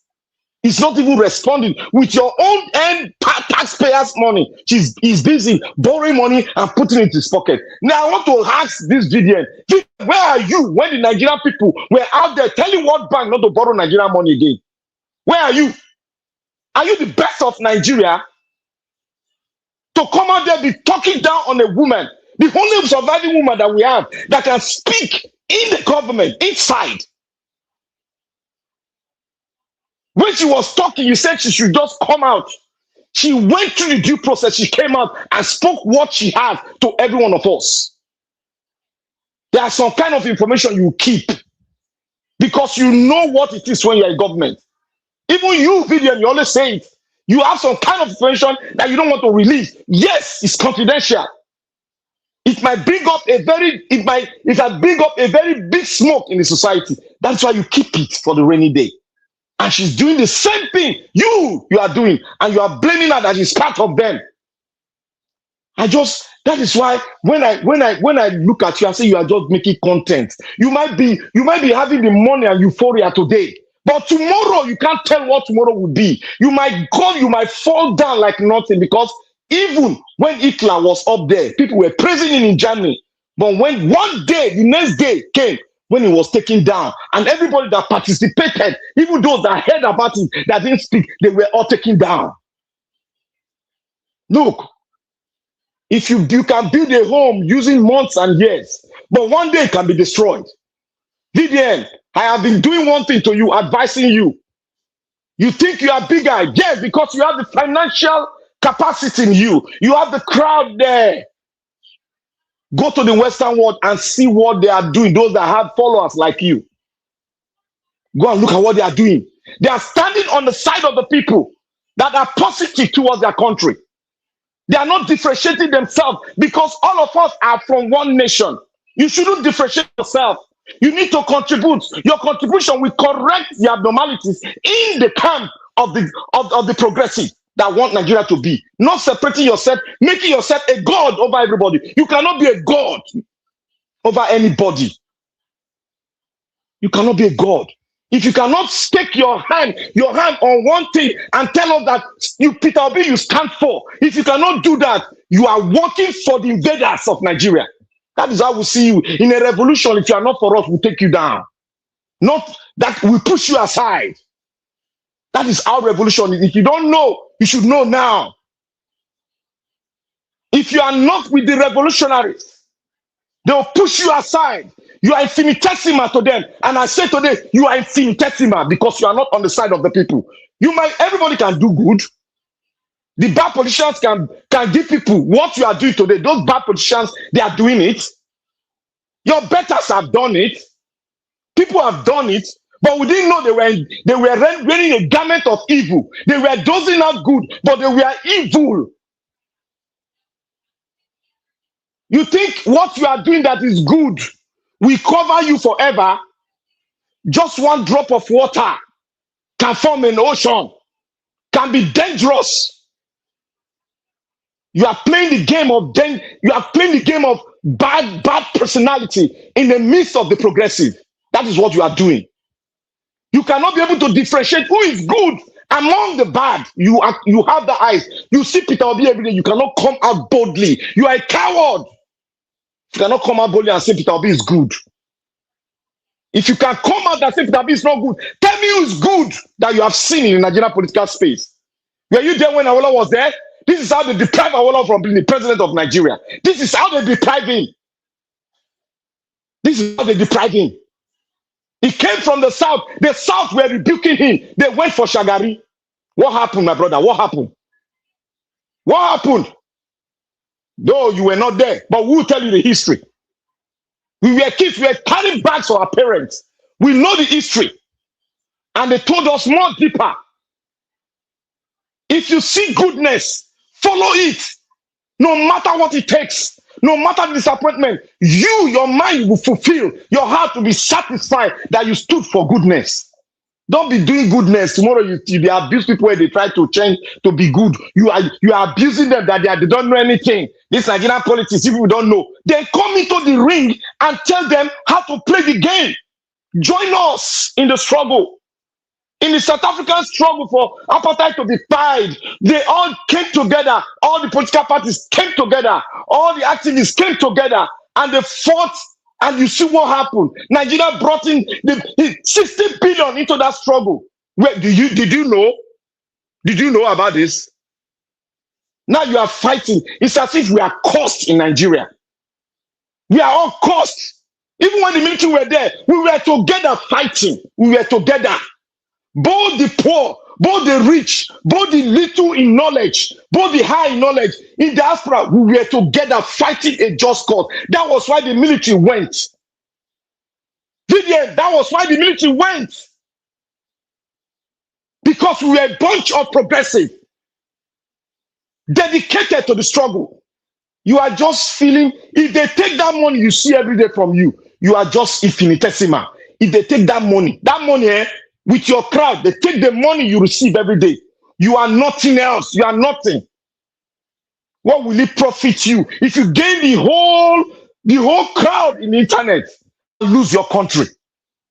With the deficiency in you and lose your country because you are not even loaded with history of your country. You don't know how your country was formed. You are still there separating yourself from the progressive instead of going there to correct them. The abnormalities they are doing. You are busy chatting them and bringing out the only strong lady we can see that came out boldly to fight. Thank you, Nigeria.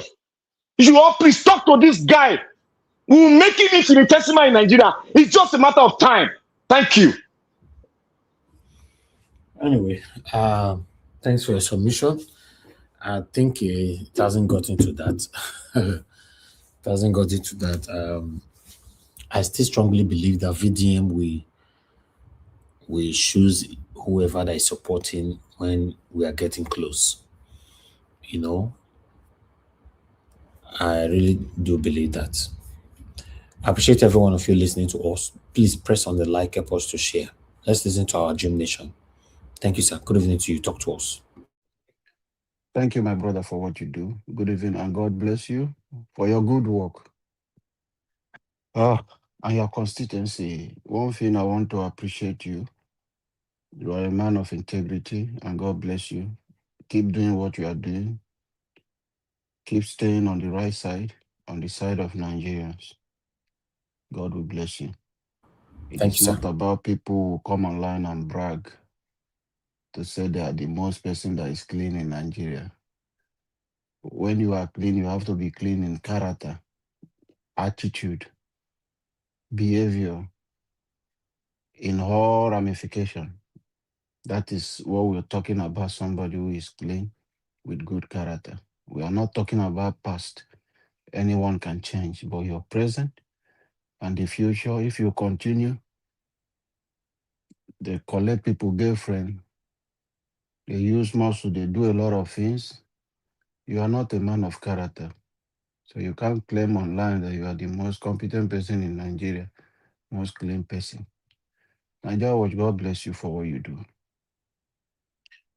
Mr. Jonathan Black Panther, everyone on the panel, Mr. Odua, my brother Chris Dublin, people on the comment section, every one of you, Aboazi, God bless you for what you do. Antoniola, God bless you, and every one of you there. Keep doing the good work. My brother from Sydney, God bless you for what you do. Watching us from Australia, keep doing it. Please let us continue. When you like and recommend the video, by sharing it, you are recommending it on your WhatsApp status, it will go a long way. So it's very important we do those things so that other people can listen to us and help our voice to go far. Then secondly, we'll talk about closing up the contribution that is ongoing.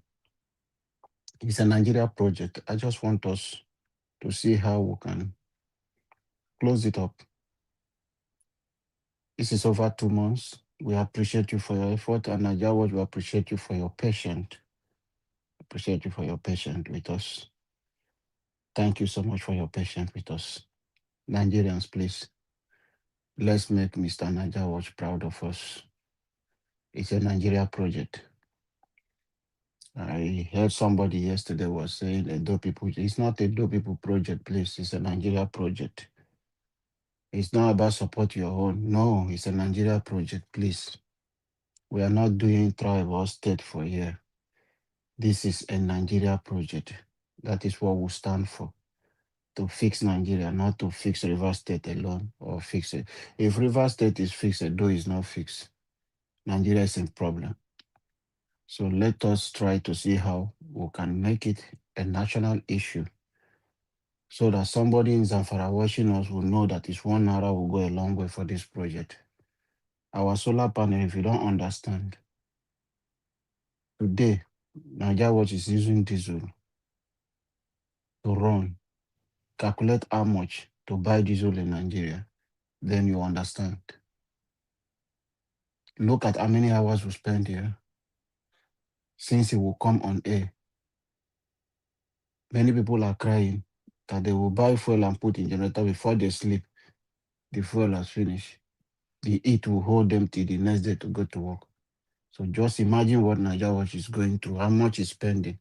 That is what we want to do with the solar. It will help reduce the time and reduce the buying of diesel. It will help a long way for us to run this program. Please, your £1, $1, 50 cents. Any currency you can send in will go a long way. Let us make it a national issue now. Thank you, everyone. Let me end it here. Let me start from the insecurity. If you look at it, I will start the insecurity by speaking about the institution. The institution of Nigeria. Who are these institutions? Are the civil servants you see? National Assembly. They are institutions. The police, these are people. EFCC, a lot of other government parastatals and all the rest of things that would have made Nigeria working. They have failed. And these are Nigerians. Somebody mentioned about labor. This is a teacher. It belongs to a union. It belongs to a union. Nigeria, the union of teachers, they have that one, which covers for them. It's under labor. Where is Joe? Where is Joe, the NLC president? Where is Osufo, the trade union? Do you hear of them again? I just want to bring your memory back for us to understand where our problem, part of our problem is coming from, and why government are treating us in this manner, because there is no institution that is functioning in Nigeria apart from the presidency and the powerful main institution. It won't take them anything for the labor union to come. But why? Why can't they do it? Because the evil you sow today will work against you tomorrow. That is why you must be careful of the things you do in life. 99%, okay, let me just use 95% of people in those institutions are corrupt, are compromised. And when a criminal is in power, who understand how the system, how corrupt the system is, and how the business is being done, the first thing that person will do, it will go to the criminal record of every institution, whether non-governmental or all these NGOs, any one of them you will see, civil society. These people in power today, we are behind the civil society you see, they sponsor, they support them with their cronies, the middle class. That is why they came into power today. They have destroyed the middle class. They have brought out criminal record of a lot of Civil society leaders who will be able to speak, they can't speak today. Because when you speak, AFCC will come for you. The question is, your hand clean? As I'm talking to you today, institution that is supposed to make Tinubu to work are more corrupt. They can't do anything. They can't even say, Pim, Joe cannot go to the street again to organize labor for protests. Tinubu have kept him in one corner. What is the labor union doing? Have you heard anything? Look at the hardship going on in Nigeria, the inflation. Labor is not saying anything. Everywhere is quiet. This is a problem. This is a concern for our country. Wherever you are, you find yourself serving the government today, serving your country. Please, do the right thing so that one day you will stand and say, no, things cannot done in this way. The union in your state, are they on the street? The union in your state, are they on the street? Their fellow colleagues, are they on the street protesting? This kind of thing cannot happen in a place. That is why I said the country has affected a lot of people in the country. We have normalized wrongdoing. People don't even feel, as we are talking, and people are seeing us as if we who are talking, we are mad. We don't have work. We don't have things to do. That is how people in Nigeria sees us. It's sad. People are just moving on. We are not speaking. The media is being gagged. They can't speak against Tinubu. They will have to wait for them to release what they want to say. Nobody is pushing. They will come, just do it for 1 day, 2 days. Everywhere is quiet. Nobody. CNN will drag Donald Trump until this issue is being resolved. BBC will be there. They will drag you until this issue, you bring those people out. How many media houses is dragging the Tinubu government for them to free? That guy was saying in the video is from the village, you recognize the woman. He said something. He wanted to mention that since this person, Governor Makinde, declared for presidency, basically, he said he doesn't want to say anything. That it seems it's political. Are you playing with the people's life with politics?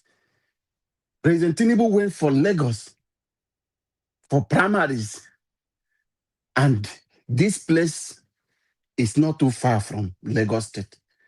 Tinubu could not visit. What security report? Security report did not affect you to visit Lagos.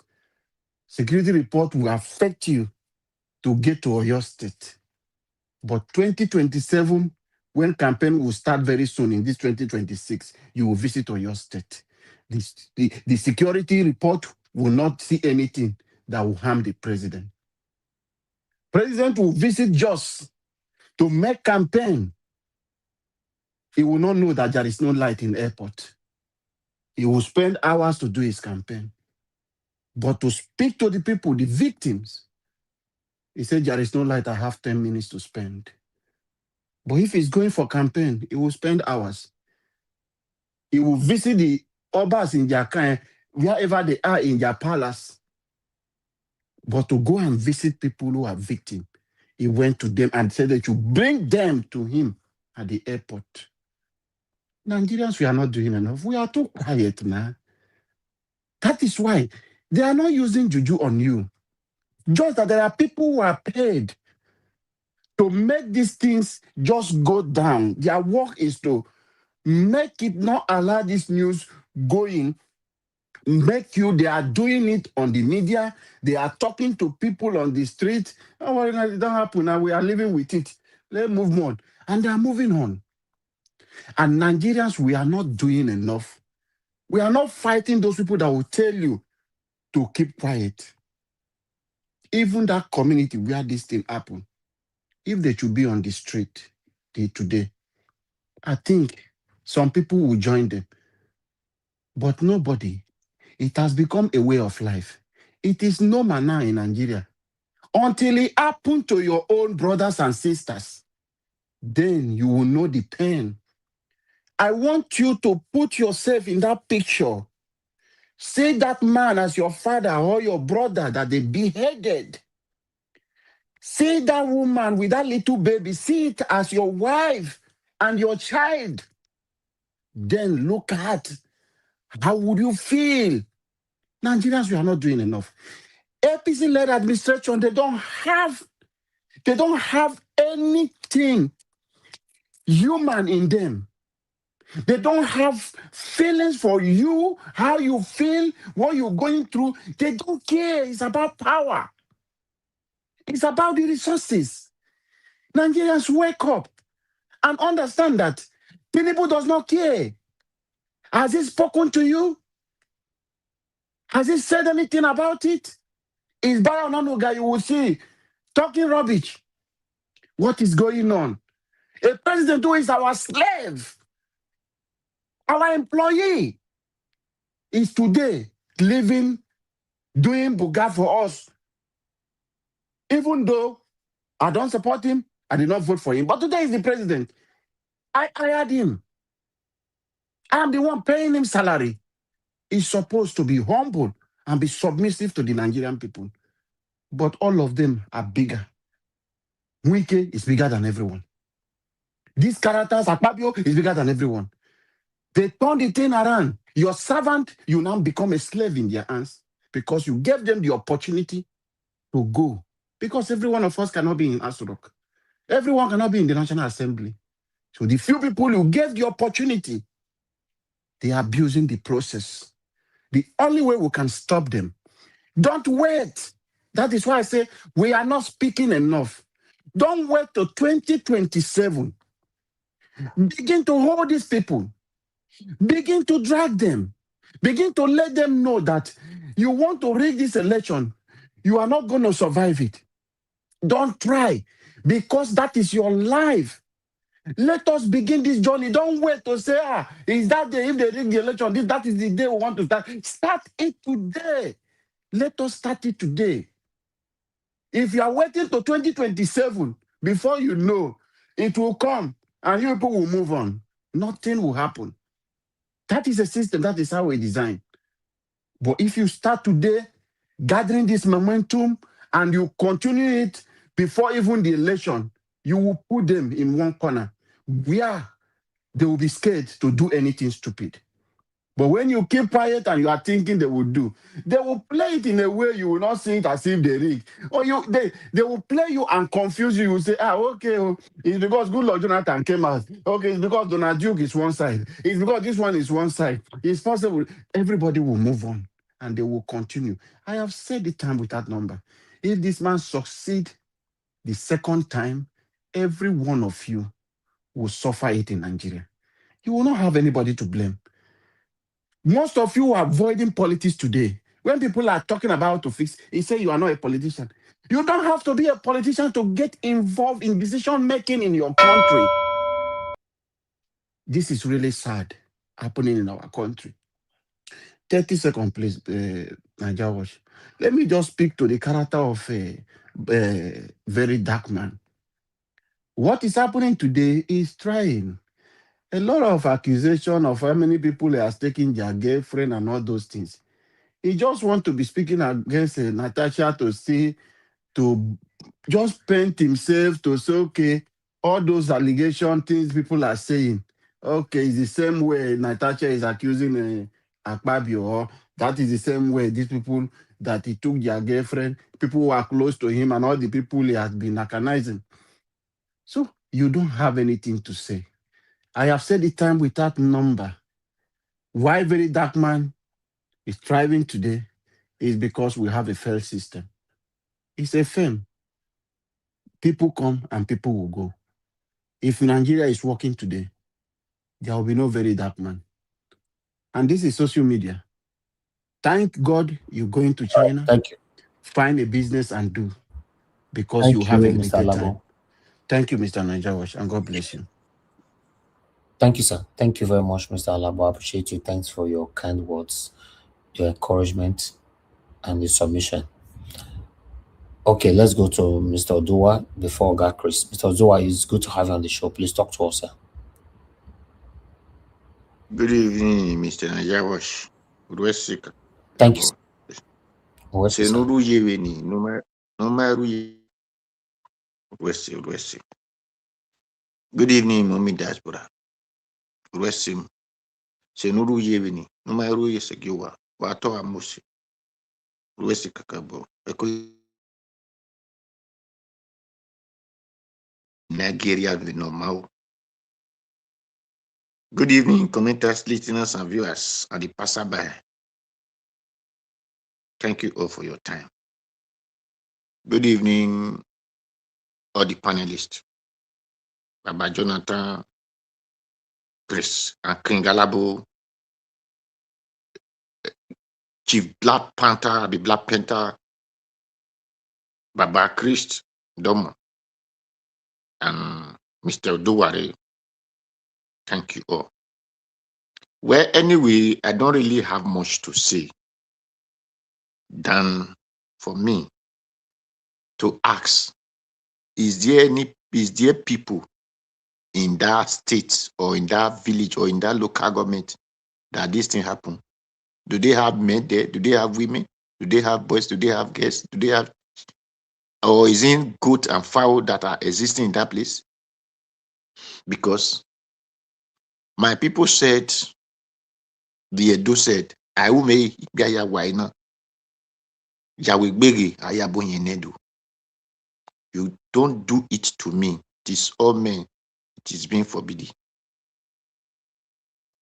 Do and reason is what they use to judge the Edo problem.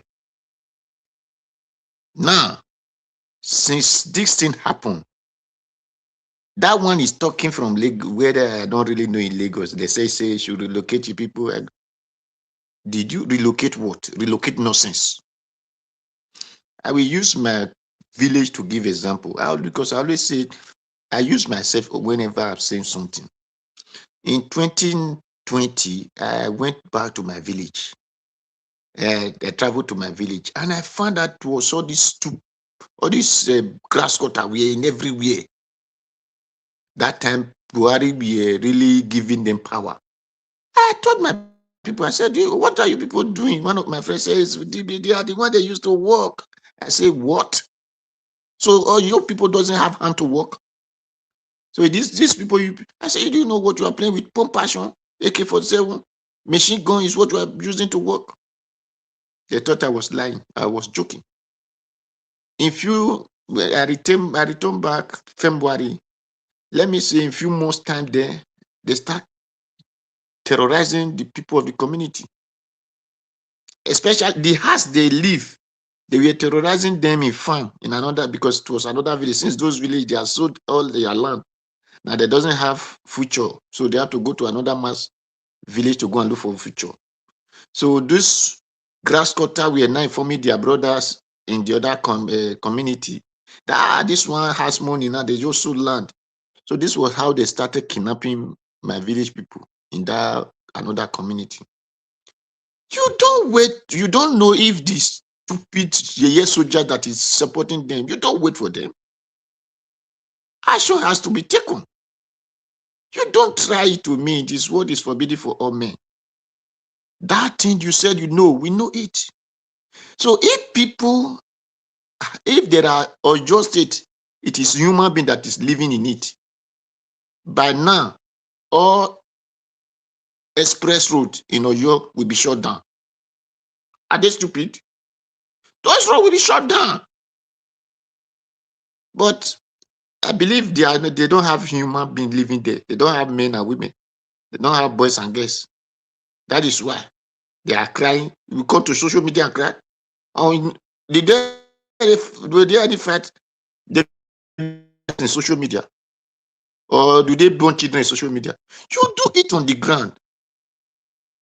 By the time you one APC vehicle, 2 APC vehicle, 3 APC vehicle, 5 APC vehicle, those market there, because when they do all those people that are doing those things, they are still inside the town with you people there. By the time their market caught fire, everybody will be running for his life. Are they mad? They will know that something is happening. I don't want to be a mobile, but you do it. Who gave birth to a child? You tie it on his chest because the lion is roaming around. You don't play. It is eye for eye, tooth for a tooth. Very simple. Then this Tinubu or those soldiers that is supporting them, we tell them to release these people immediately. The soldier vehicle will catch fire. Are they mad? We are different anyway. Because this is where I do say, if this thing is happening in Edo, we will all go down there. We will do more than anything. Me, I will lead squad. We will do more than anything. I don't, because I hate to hear where they say Nigeria soldier. Why the Nigeria soldier? If my village people, if my state people are not in that soldier, do they complete? If my village, if my state people are not in that police, you didn't complete. So you come from my state as a soldier, then you leave one terrorist to come and be terrorizing my state. That means you are the one. Because if not, your purpose of entering soldier is to secure your people. Which the command. The man from Kano is commanding you to go and die on the other hands of his brother. If why we send you to with the rock you did not know, he will tell his brother to come and make sure that you are no longer existing. You enter in the name of this state. So your purpose is to defend this state.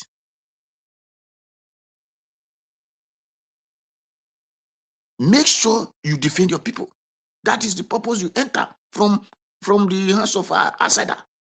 So any other state that is coming to fight your people, they are outsiders. Then one you say, I'm obeying the Nigerian soldier. My dear, this is Nigeria. And I cannot wait for my people to be killed. In the name of I'm obeying you. I will disobey you. We will fight the physical fight. That is why when Igboho started, I praise him, but at the other hand, I still look, I know he was foolish. Because when he was calling Baba Buhari, Baba this, Baba Tinubu, Baba that time, I said this guy was for politics. But it was still also a good move for you to even try at all. Where are Gani Adams? Where are the OPCs? Where are even the... Are they mad? If the way the people said, spread your bed the way you will lie in it. It is the way you call your club. Baba Jonathan, you haven't said it. When you that have calabash, the pot of water, you use it to pack dirty. Other will use it to pack dirty for you. But if you respect the pot of your calabash or pot of your water, people will respect it. I asked that day, do they still have Nigeria teachers? Not to talk of the union. If not, if they have, all the schools by now will shut down. They will be on the street. You do need to wait for union labor or whatever you call labor union? No. The answer is no.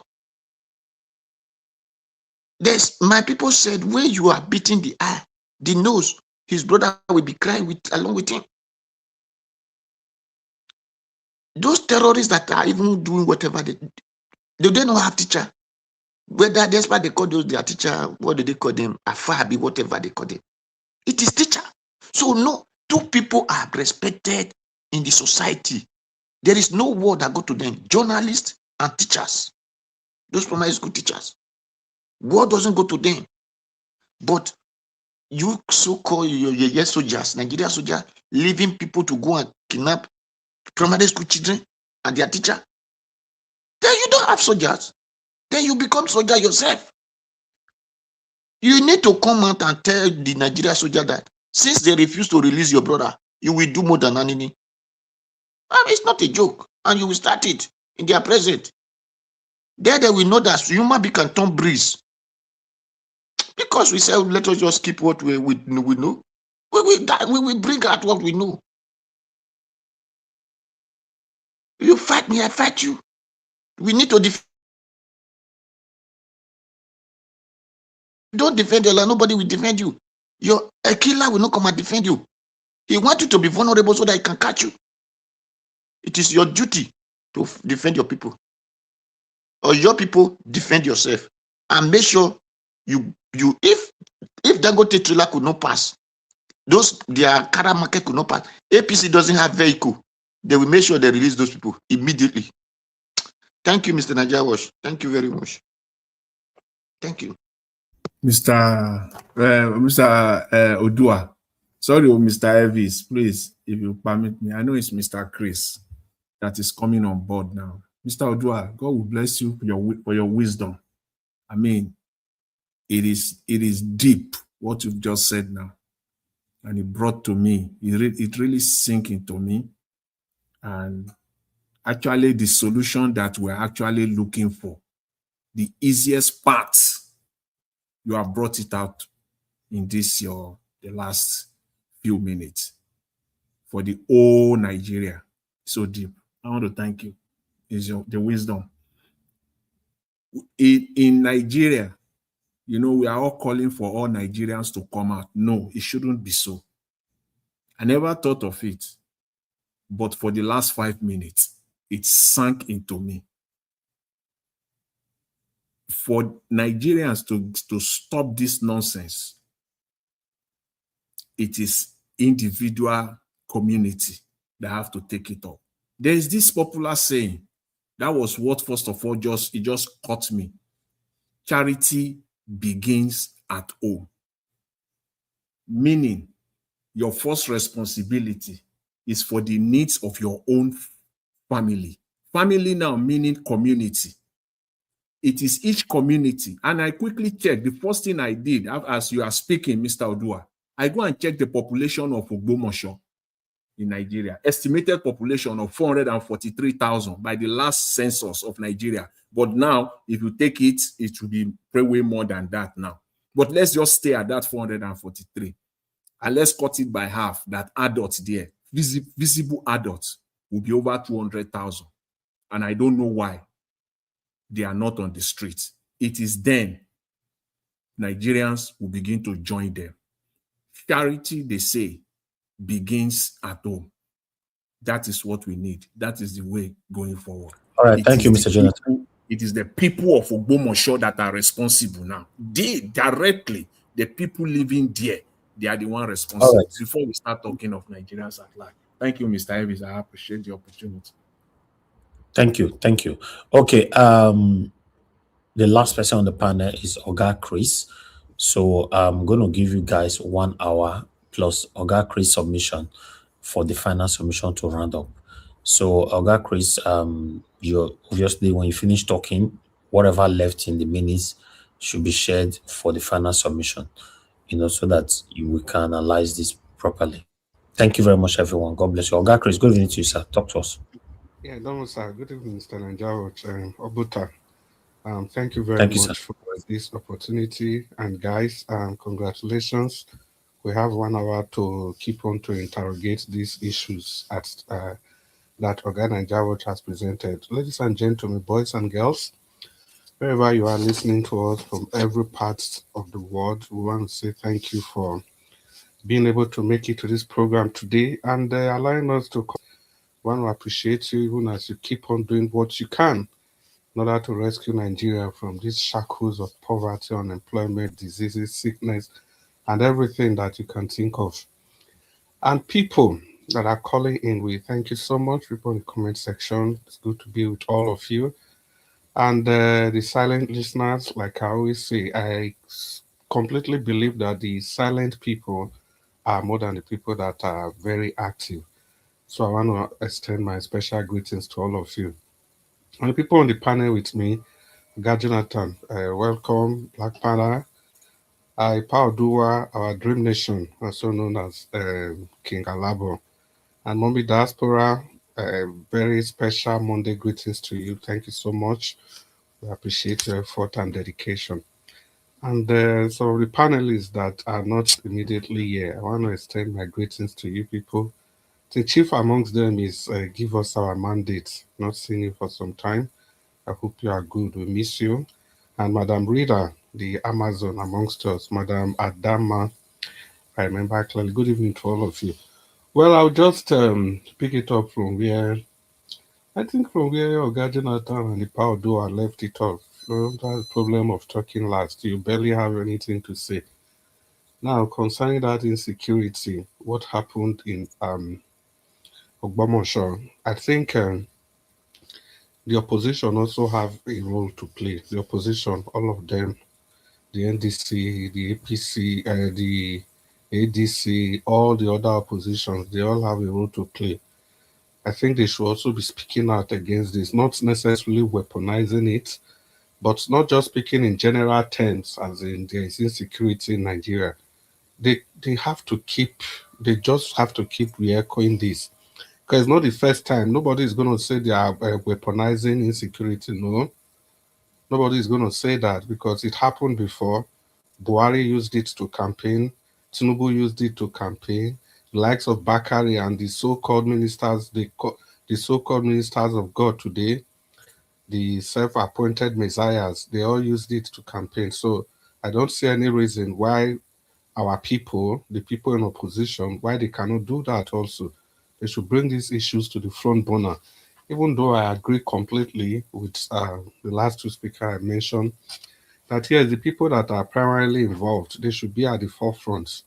Yeah, they ought to be at the forefront. But the way it is now, they've dropped the ball. So the next set of people that should make these issues burning, bring it to national discourse, should be the people, the opposition, the leading opposition figure. They can tweet about it. They can have their spokespeople talk about this, re-echo these issues. And before you know, others will pick up. Because what people just need generally in life, what I've come to realize is that people need leaders. No matter how you look at it, people always need leaders, and it's not everybody that has that leadership capabilities. So that's that for insecurity. And on my own part, my own is just to kind of remind everybody how we got to this point we are. This insecurity, it came in the first place because they wanted to topple a government. It is those people they imported. If I say they, I mean Buhari, I mean Tinubu, I mean everybody that are supporting the APC today. They imported these guys to come and disrupt a government. And today, the rest, like they say, is history. Those people they imported, they are still there committing havoc.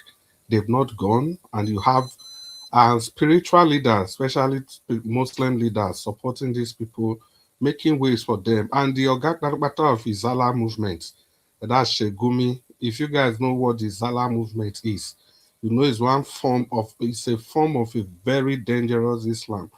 You must know, you see those people, those Islam where they wear short trousers, that's the Izala movement. It was founded by Shegumi. That's why he supports these people with everything he has.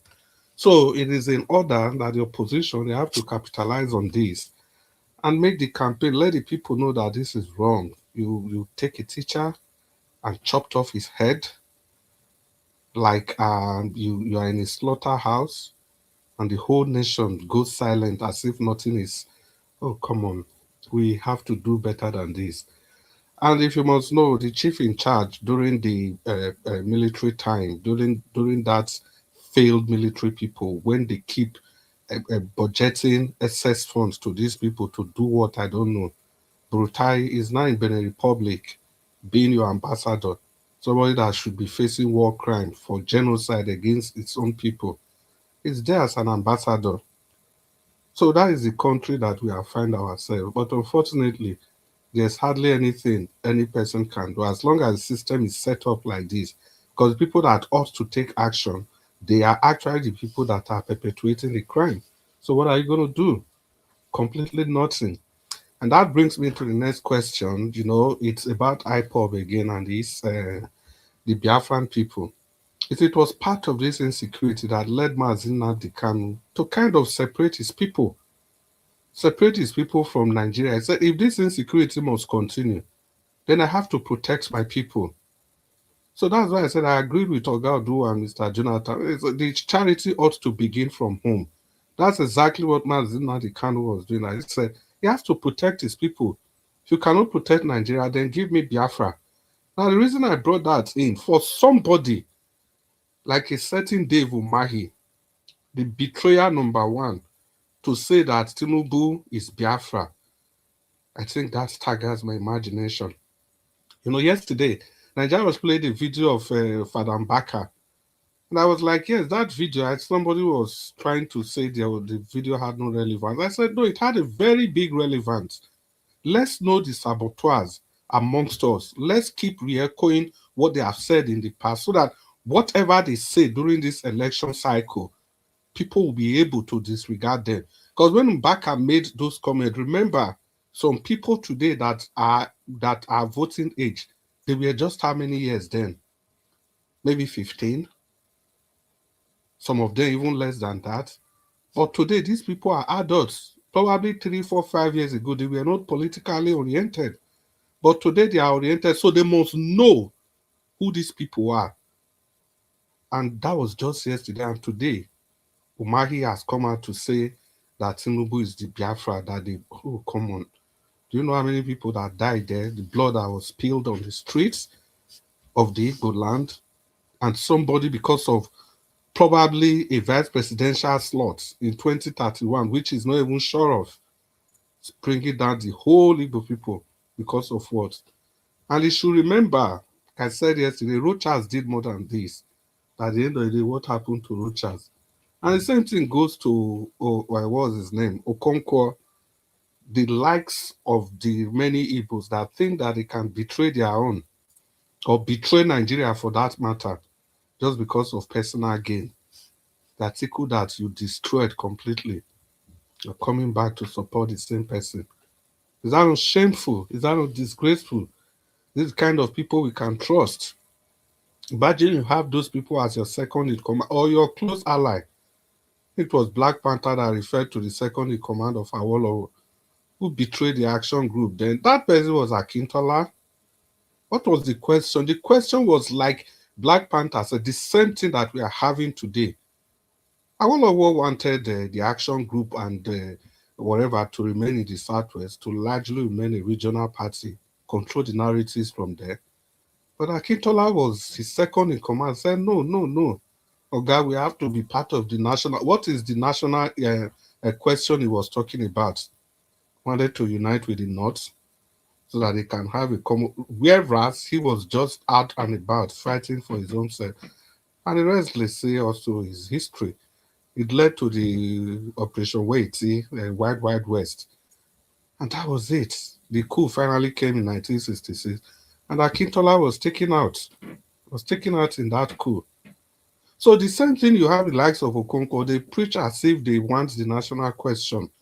They keep saying they want to take Igbos to the center, just like Akintola said he wants to take the Southwest to the center. What center? Does the center have to revolve around the northern people? Does it? Because if you look at all the indices of underdevelopment, it's coming from that section of the country. They wouldn't grow. They wouldn't allow people that want to grow to grow. They want to hold everybody down with different Machiavellian principles. You have a quota system, the wait for me syndrome or bringing down syndrome, or this northwest divide and north-south divide, power rotation, irrespective of who is most qualified. At the end of the day, Black people, you wonder why we are where we are. And the protest we talk about, that also brings to another wider question. Comparing developed nations like US or any other country to Nigeria, I think it's a bit infantile in the sense that we don't have any homogeneity. We are not citizens in Nigeria. We are just people living in Nigeria. We are not homogeneous. There's nothing really binding us together. If you want to start the protest from the South, for example, the people in the Southwest, they will ask you, is it your problem? If you want to start it in the North, the people in the Southwest, they will say because Tinubu is the president, so you want to use your problem to destabilize their brother. The same thing goes around across all regions. We are not the same people. Development is going to be very difficult. Black people, wake up. Wake up. Diversity like we have, it's very difficult to make a nation prosper with this level of diversity. Unless we have that thing that's joining everybody together, there has to be one national question. Whether a national language, a national religion, a national ethics, national morality, or national standard. And it is only Peter Obi that is willing to set that national standard. What is that national standard? Because as it stands, we cannot adopt a national language, cannot adopt a national religion. But that national standard can be created by Peter Obi because of who he is. National standard is to kill corruption, fight insecurity, and bring succor to the common man on the street. Once we set that standard, then successive governments, hopefully, they can continue along that trajectory, along that path. But in Nigeria, it will be difficult to achieve that. Because the very people that benefit from the disruption in the system, they are also the people that the president of this great nation. See, it's not going to happen by fiat. It's not going to happen by prayer. It's not going to happen by wishes. There are so many countries that have been tied together, and just because the standards from both sides were different, they had to go their separate ways. Look at Indonesia and Malaysia, one country. They couldn't do it. They have to go their separate ways. Many countries, I'm not even here to start listing countries, that could not hold it together. They have to go their separate ways. Many countries. Unless you set that standard that can unite everybody together, without that, we just continue dancing in circles without any form of movement. And that brings me to the South African question. You see, the problem in South Africa, I was very happy when Peter Obi showed up there. This is one of the things oppositions, they should be doing. Why? What has Atiku said about the killings in South Africa? Nothing. And the other people, the likes of Amechi, that's just shouting all over the place like a rabid dog. Nothing to offer, nothing up there. Just shouting, talking, empty. These are issues that the opposition should be dancing on. If you must know, it's no longer a South African problem because, see, the guys in Botswana, the Botswana president has already taken a stance against South Africa. They cancelled their visa-free policy. They blocked their border with South Africa. They went to go and reunite with Rwanda, took all the government investment from South Africa straight to Rwanda, not until South Africa is ready to do something. I'm saying this because Peter Obi, His Excellency, said something in South Africa that, look, you are treated, any nation you find yourself, you are treated the way your nation treats you first. If your nation does not treat you well, don't expect to be treated specially in anywhere you go. And if you must know, it's not just only about Nigerians, irrespective of any theory. Nigerians say they know they do well. What about the Ghanaians there? What about the Zimbabweans there? What about other black people there in South Africa? Is it not the same treatment? It's the same treatment because look at what happened to the Ghanaian citizen that was there. What happened? After that harassment that went viral, the Ghanaian ambassador, they called the South African ambassador, and that guy that they embarrassed, the Ghanaian president and the politicians there, they rehabilitated that guy and gave him honor, dignity of a citizen of Ghana. That is how you treat citizens. But what do we have? A faith system coming to very dark man. You see, what I see in this very dark man's issue is this. It's going to get to a stage. I just hope it doesn't. That very dark man is not going to use the supporters of Peter Obi as an excuse why he's not going to support Peter Obi. Because a lot of them, I've seen lots of people that are just looking for an easy scapegoat. They'll come out and say, oh, well, I would have supported Peter Obi. The only thing I don't like about him, the way he supports us, they are always attacking people. They are always so disrespectful. We have seen it so many times. We have seen it so many times. And I hope this is not how very dark night is going to end. Because at the end of the day, you cannot tell me that as difficult as things are in Nigeria, you don't have a place where you stand yet, or it is not clear where you stand. It ought to be clear for people. If you are talking, people should immediately know that this is where you stand. that's just much I have That is about how pastor do. yeah, so that's just the little I have about Very Dark Man. And if you want to know, now that he raised the Natasha versus what was his name? Yaya Bello. See, guys, if we don't participate in politics, I think somebody was mentioning that it was somebody, one of the panelists said, no, people say politics, I don't get time. Not get time for politics, man. Not get time. The rats and rabbits will ever be your leader. They will make laws for you, and you will abide by those laws. If you don't, they will give you maximum punishment. The reason I'm saying this, the political season is still open. Everybody be part of this process. The Natasha Yaya Bello issue, that's why I'm actually saying this. Now, guys, remember Natasha and Yaya Bello. They were both in APC. Natasha fought Yaya Bello to a standstill. Natasha was going to defeat Yaya Bello by everything possible. And she was there, she was leading. They were fighting together, not until there was a meeting in Kogi State. Guess who? The Inspector General of Police. That's actually the person I want to talk about.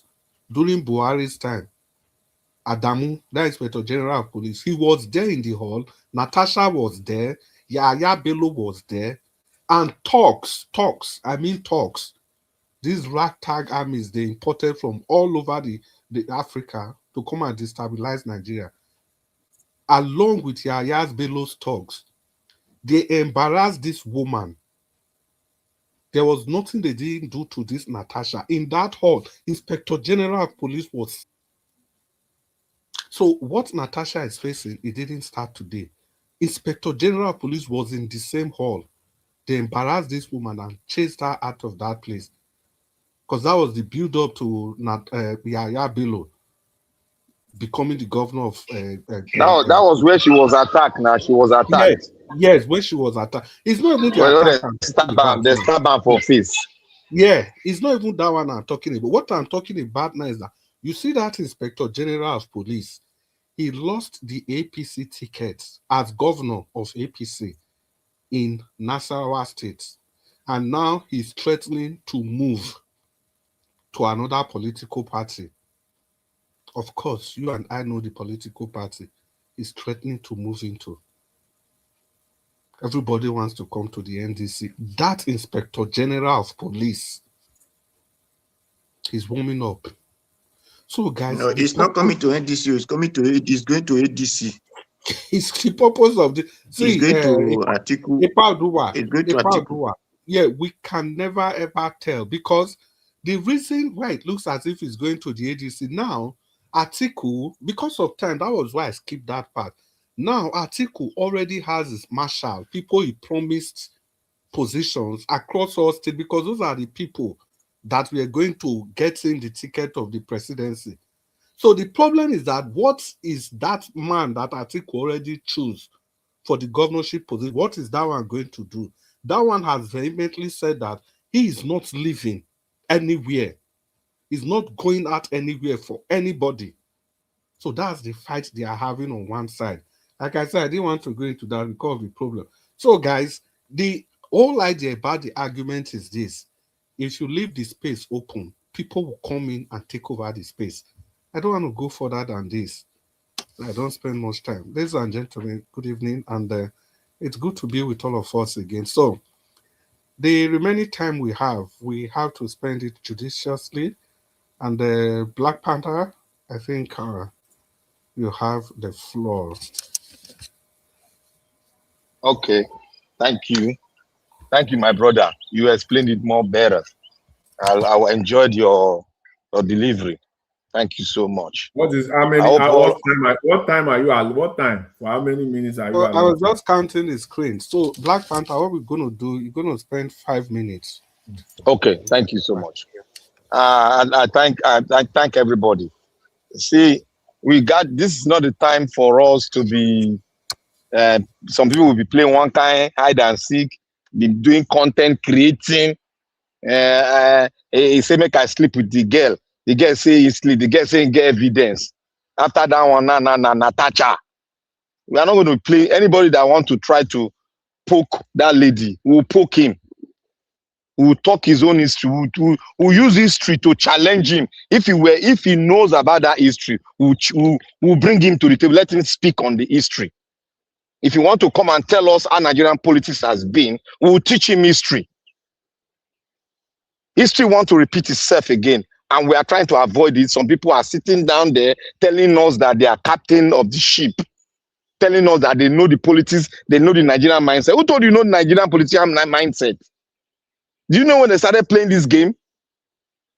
Some of us were not born then, but those of us that stood firm, that wanted to know the game of we stood firm. We went to the higher institution, the forward of institution, where we learned about Nigerian politics. And we are coming out clean.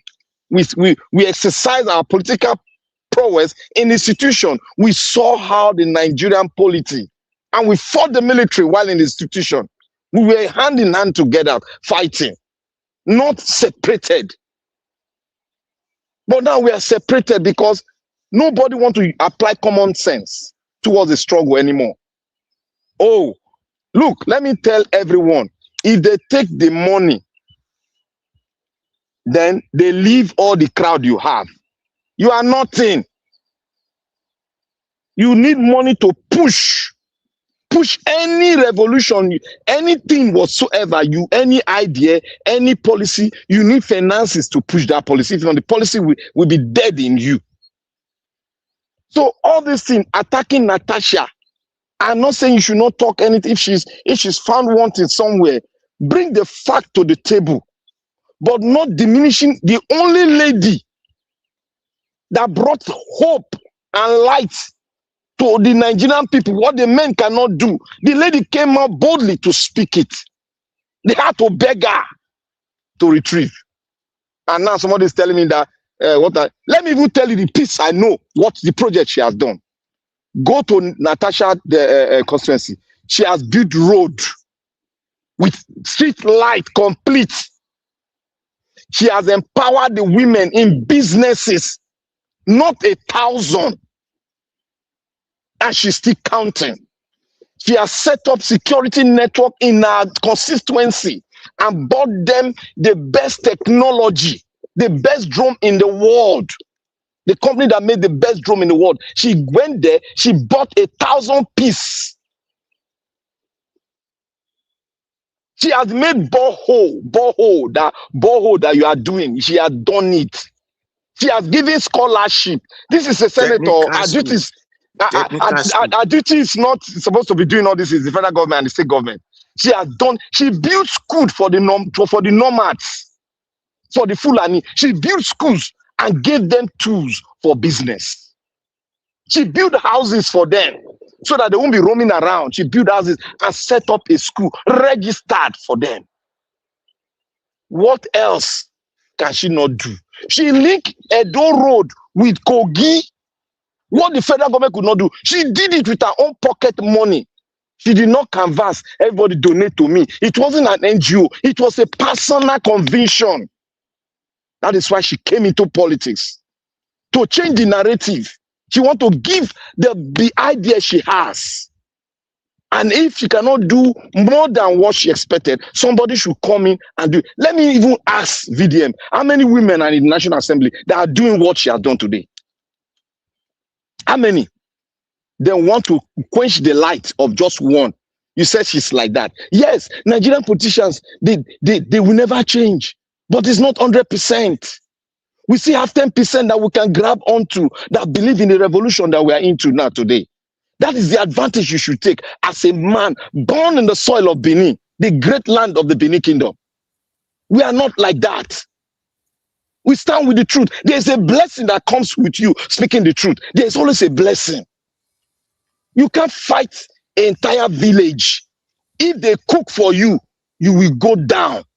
That is what our elders say. If one person cook for you, we eat it. But if the village cook for you, you will not go finish it now.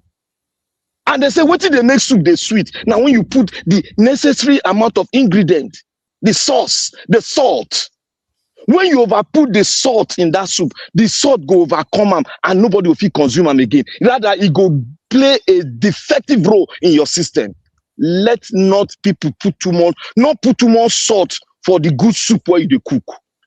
Not put too much salt. If not, the people where you think say na go gather, they eat am with you, then go reject that soup. That is a warning, a wisdom I'm giving to VDM today. I love you, but when it's time to criticize you, I will criticize you to the latter. I will criticize you because you need to wake up and sense the revolution. That is why I said, go and look at what happened in Iran. This is how it happened. They broke up in the situation. They have double-minded. Some people were going left, some people were going right. They didn't know that the revolution, somebody is coming to hijack the revolution. That is how the Islamic nation came to hijack the revolution. And what happened? Ayatollah came in all the way from France because the house was not united. They thought he was going to do their own mindset, but they didn't know that he was coming with an Islamic agenda. After 6 months, the 7th month, he changed the whole thing to Islamic State. Yeah, Black Panther, if there is an Islamic State in Nigeria, my brother, you no go fit stay for Abuja. You no go fit talk. Nobody go fit talk. Thank you, my brother.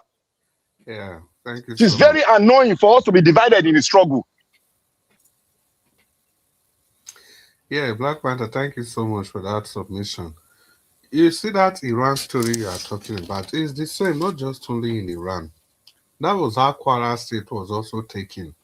That was how the Hausas was also dominated. So there's always somebody inside that will invite these people to come and help him to fight. I think in Kwara it was a certain Afonja that invited these Islamic people to come and help him defeat. And after they finished helping him, they now have to take him out. That's just the story. The same thing amongst the outside people, the Gobe area. The same story. Nothing. Even by extension in Ireland, that was also how the UK came into Ireland. Because it was people from Ireland that went to invite people from UK to come and help them. At the end of the day, they took over the place. Only the middle belters resisted these Fulani people. Yeah, that's still the problem they have with the Benue people till today. That's still the problem they have. That's still why that bitter rivalry is still there. Because if not for those people, they could have crossed. It was actually the Benue people that took out, what was his name, Usman Danfodio. It was the Benue people that took him out. They still want to achieve that their grand objective. Yeah, but that's why they had them now. They had them now. Because the world don't know about them. About the Rugat say now that you want to have the Fulani settlement 774 local government across the country. Which kind of thing is that? This mostly where everybody they shout, so mostly not the Yoruba land. Are they not peaceful? You don't hear anything. I beg, okay, Jonathan, if you use your phone. Yeah, you know what?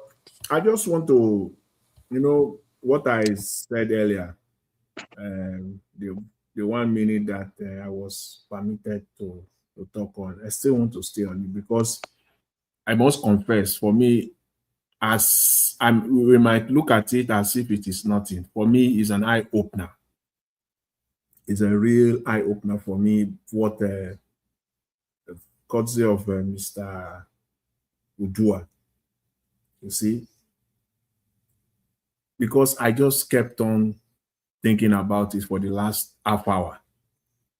Because I don't know in Nigeria how you want somebody to take your fight to Abuja, from Ogbomoso to Abuja, to go and fight for you. When you, from Ogbomoso, you are not leading, you are not part of it. Yes, we are all Nigerians. But the people that are directly impacted should always take the lead. See, don't be surprised in Nigeria that you and I, we are in today. When you take the lead for any tribe or any community in Nigeria, don't be surprised. It is the people, the same people from that community that will first come out to fight against you. We know that. It is from the same set of people. So let them take the lead. Because for me, I don't see, in Nigeria of today, I don't know how, this this one that we're talking about, this recent that just happened in Southwest Nigeria, you know, if the people in that community actually are leading right now, I don't see how the likes of Showore will not have packed his bags and be in Ogbomoso by now. I might be wrong.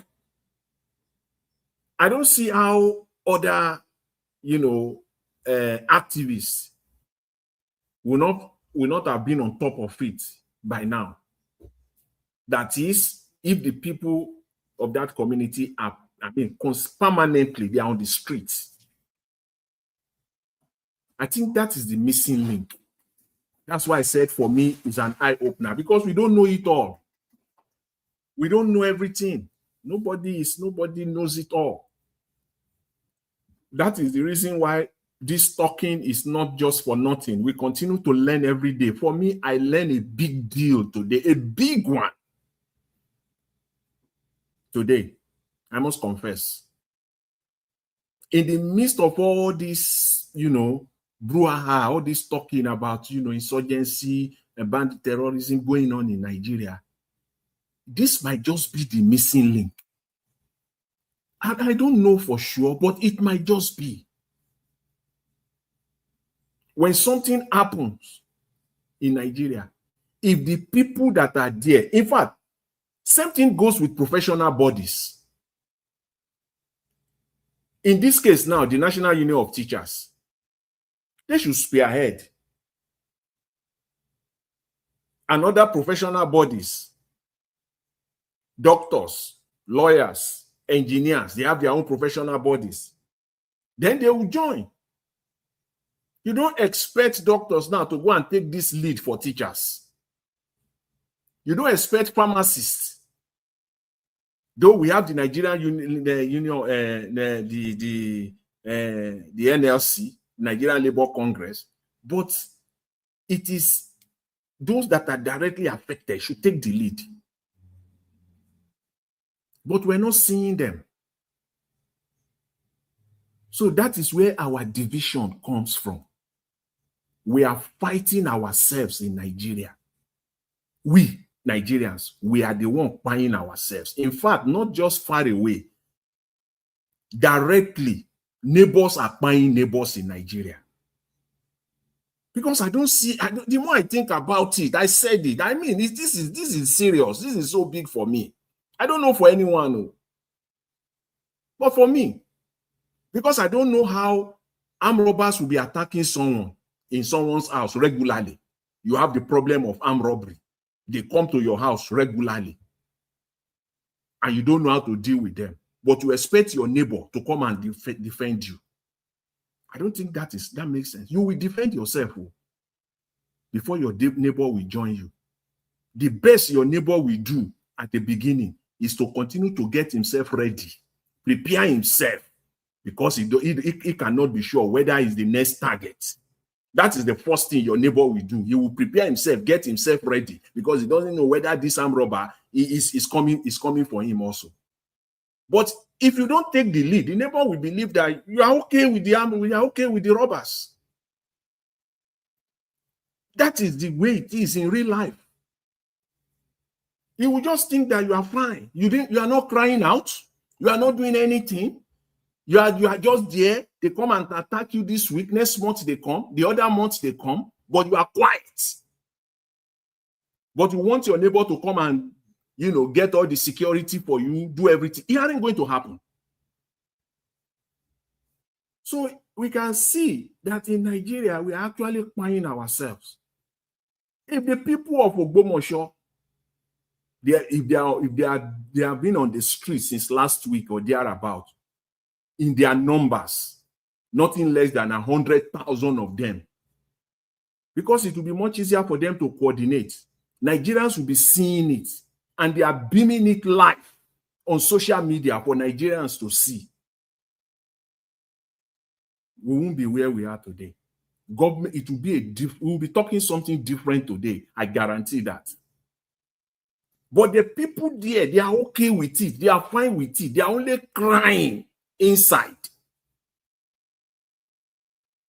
They are not out. together. That is why there is this saying that united we stand, divided we fall. Inside Ogbomoso there, I'm very sure, if 100 people gather, say they want to protest, it is inside Ogbomoso there that you will see people that will contact DSS for them. It is inside that Ogbomoso there. You dey fear DSS? You dey fear DSS? No. I'm just saying that internal sabotage. It is we buying ourselves. It's just to support the fact that now we dey fight ourselves. Now we dey buy ourselves. See, in the Western world there, in the Western world there. See, wait, in the Western world there, I know where we are, like in our neighborhood there. If you are in US, people who live in US, we have the same. We call it neighborhood watch. We have it here. In the Western world, though, you don't expect people that are 5-6 kilometers away from you to come and protect you where you are here. No, like you know, neighborhood watch. That is the reason why you will think that the police, that they are witch. They are not witch. If anything happens now, before you close your eyes, the police don't lie, because somebody is watching you. Somebody is seeing you through the window somewhere, somehow. There are cameras. I have cameras everywhere. You can't do anything here. There are cameras in my backyard. There's camera everywhere. And not me that have camera. Everybody too get camera. Even when the technology has not gotten to this age, people, their windows are open. When they go to work, there are people at home that they will see. Somebody will see. That is why when something happens, immediately, the law enforcement will come out and they will put out a number. They will say tips. Call this number, 1-800 number. Okay, See, round up, sir. Within 1 hour, the kind of tips that they will get, they won't even be able to manage it. Have we seen anything like that anywhere in Nigeria? In Ogbomoso now, for instance, where the police have come out and say, okay, people are there. This thing happened. You know, we're just so wicked in Nigeria. So we shouldn't now be, see, for me now, I'm not going to be part of those who will just be saying people should just come out to this. It has to start from somewhere. It has to start from somewhere, and then it will begin to grow. Nobody will tell me for this gruesome murder, slaughter of a teacher in Nigeria. Okay, Jonathan. Did you hear that they send letter to Ondo State now? Say that they come. I heard it. They said they are coming to one community there. Round up, sir. So I think that's just the point I want to bring out. I've noted to talk on this that session that Rufai Oseni, had on Twitter. People who are talking about the candidate that they are supporting, presidential candidate. Very interesting conversation. And people who talked about they made some valid points. That's exactly what I talked about yesterday. That those that are not supporting Peter Obi come up with issues for us. Let's start talking. That's why that conversation was so interesting to me. But I will leave that one. I think I've said enough, especially on this insecurity matter for now. Thank you very much. I appreciate it. Yeah, thank you very much, Oga Jonathan. Personally, I like the way this Ogbomoso issue have now kind of materialized. The way, we started like general, now we are now focused on something. I like the way we really dealt with it. So the issue now is that there has to be a focus, and that focus must start with the people around there so that others can join in. It's just simple. It's there. You can't cry more than the bereaved. Just as basic as that. So we go to our Dream Nation, Galavo. Dr. Rosa, 5 minutes. All right. Thank you, my brother Chris Dublin. Yeah, I've talked about that Ogbomoso something, which was my submission about what is the union doing and the community, what are they doing? And nobody is on the street. That is the question. So I talked about that earlier. It's a pity that we find ourselves in this situation. It's really sad Nigerians. We are not doing enough. We are not shouting enough. We are not Mr. talking Alabo, enough. Mr. Alabo, Yes, sir. Yes, when you sir. say nobody is on the street, nobody is on the street in Ogbomoso. Because when you say nobody is on the street, it's like people should be on the street for them in Abuja. People should be on the street for them in Bini, in Port Harcourt. In Ogbomoso itself. PFM is out there now. They did the rally yesterday. TSM. PFM, Pentecostal Union. They did a rally in, I think, in Delta State and in Lagos State. Is coming up soon. But what about in Ogbomoso proper? In Ogbomoso proper? No, they've not done. They've not done in the West. They've not done the Ogbomoso axis. Mr. Jonathan. Yes. One thing I want you to read is the handwriting. APC are paying people heavily to kill all this kind of news. They are yes, you are right. You are right, Oga. Are you not aware what happened both in Kaduna? There are a lot of people, community leaders are being suppressed. They are being gagged. I'm telling you, king, paramount rulers of communities, they are under pressure. The youth leaders, a lot of people are not speaking. They can't speak. They can't even say.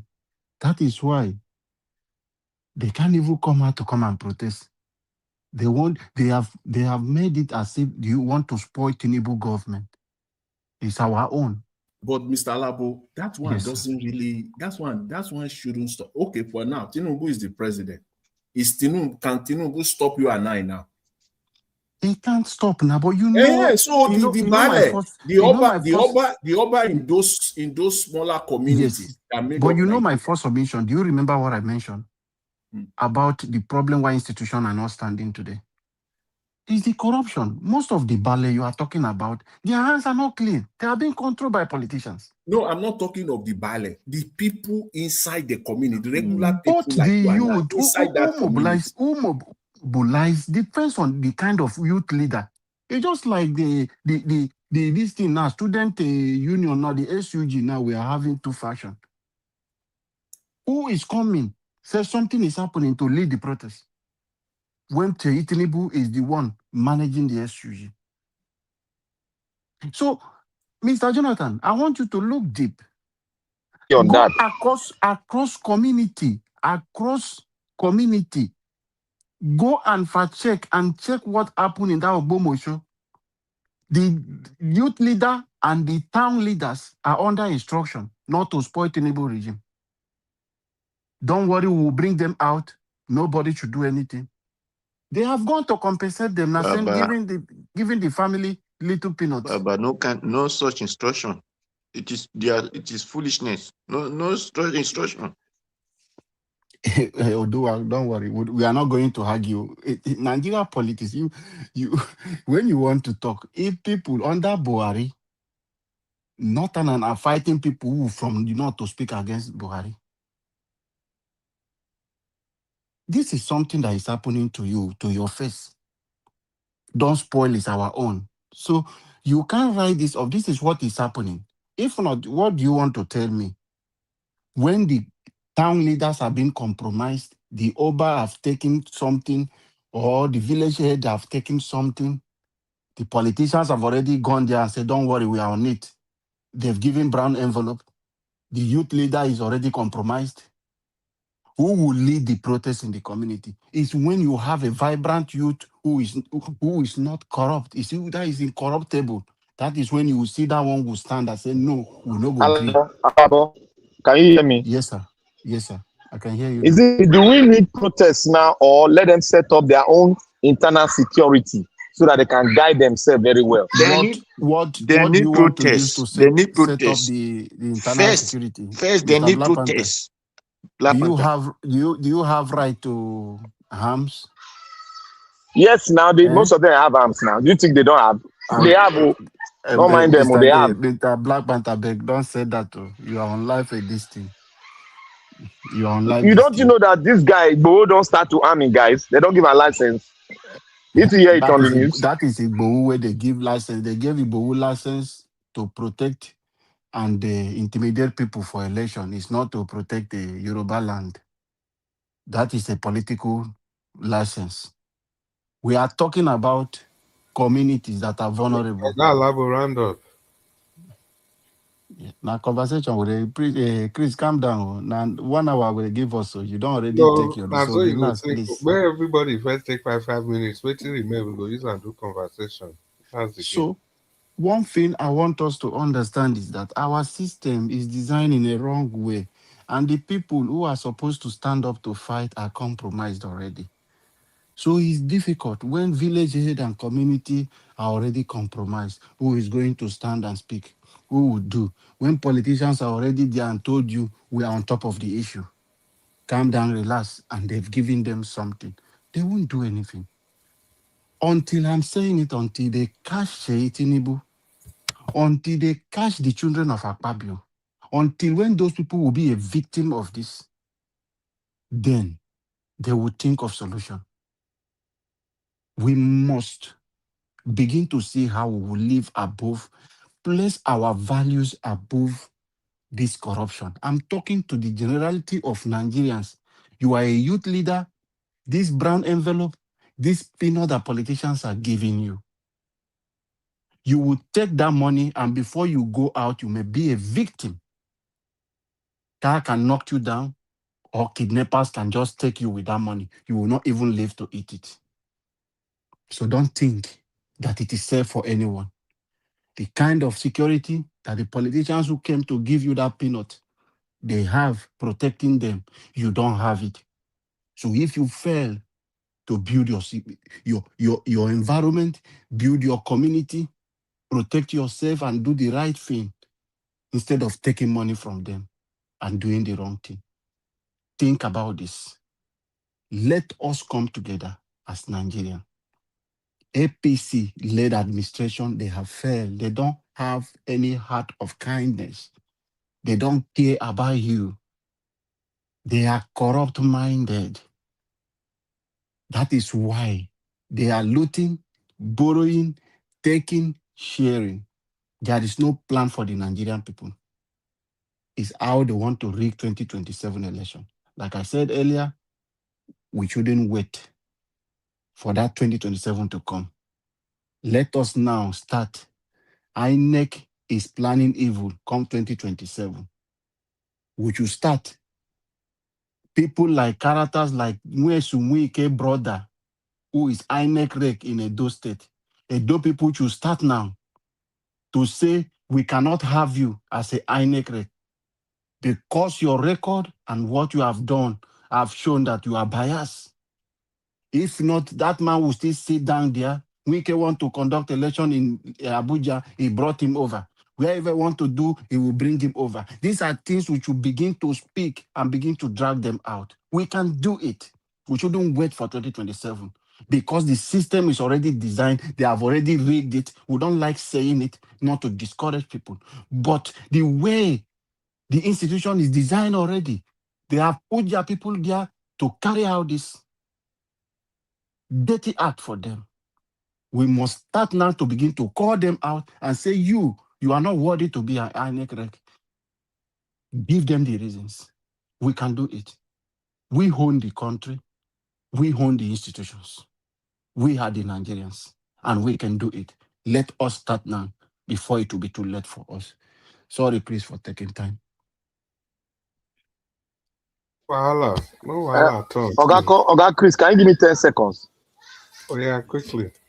Yeah, I would say this. You see, when it comes to security, I want us to be very, very careful when we are talking. Let us not be mixing all the time security with politics. It's a wrong message that we are sending out. We should always be on the side. Yes, if you give anybody the opportunity to do it, no matter what it is, let us always let them prove themselves wrong or right. Now, Amotekun is there. They are not being politics. They are not politicizing it. They are working, but some states are not serious with it. If they want to form state police now, people go to say na politics. They'll be meeting people. That is a very wrong concept. Let us accept security, whether they give them to APC person or they give them to PDP. Let them come into place and prove themselves. Let us stop politicizing it. It's a very wrong thing. We are buying ourselves by talking against security. Whether it's given to this man or that man, let us stop it. It's wrong. Thank you. Yeah, thank you very much. Thank you so much. Before you come to a power doer, you see your guy Labo, that wicked brother where you talk about, will be commissioner for Edo State, INEC commissioner. You know, it would Edo people they protested against that man before during that last election, but of course it felt on deaf ears. People don't even know how dangerous that man is. Because he's so close to Wike. Now Wike maternal cousin, waiting with that man name Onuoha. And that man also served in Wike's administration. Na him give am job, na him give put am for high I meeting. say No be he's say na na commissioner when Wike be we governor. serve under Commissioner of Wike. lands. Yes. Lands when Wike be Na him governor. use thief the land for River State. Now he be commissioner of land when Wike be governor. Wike on I don't say na land grabber. Before you give any person that position, a person really very close to that. So we don't protest before. It fell on deaf ears. Hey, Paul Dua, if you did that, maybe you quick talk to us. 5 minutes. Normal. Okay, thank you very much. Thank you. Before I proceed, give us a mandate. Call your people, because I don't really know if you are from that local government or from that. Tell them that tomorrow they should be on the major road. When the fire is burning, Dangote trailer will run inside, and one will got fire. 2, 3, APC vehicle will run inside, they will cut fire. Police vehicle, soldier vehicle, they will run inside, they will cut fire. They will know that there is fire on the mountain. Send it to them. By next tomorrow, we will hear those people, they are being released, and the people that do it, they have catched them. Because if not, you see what happened in Sapler Road the other time.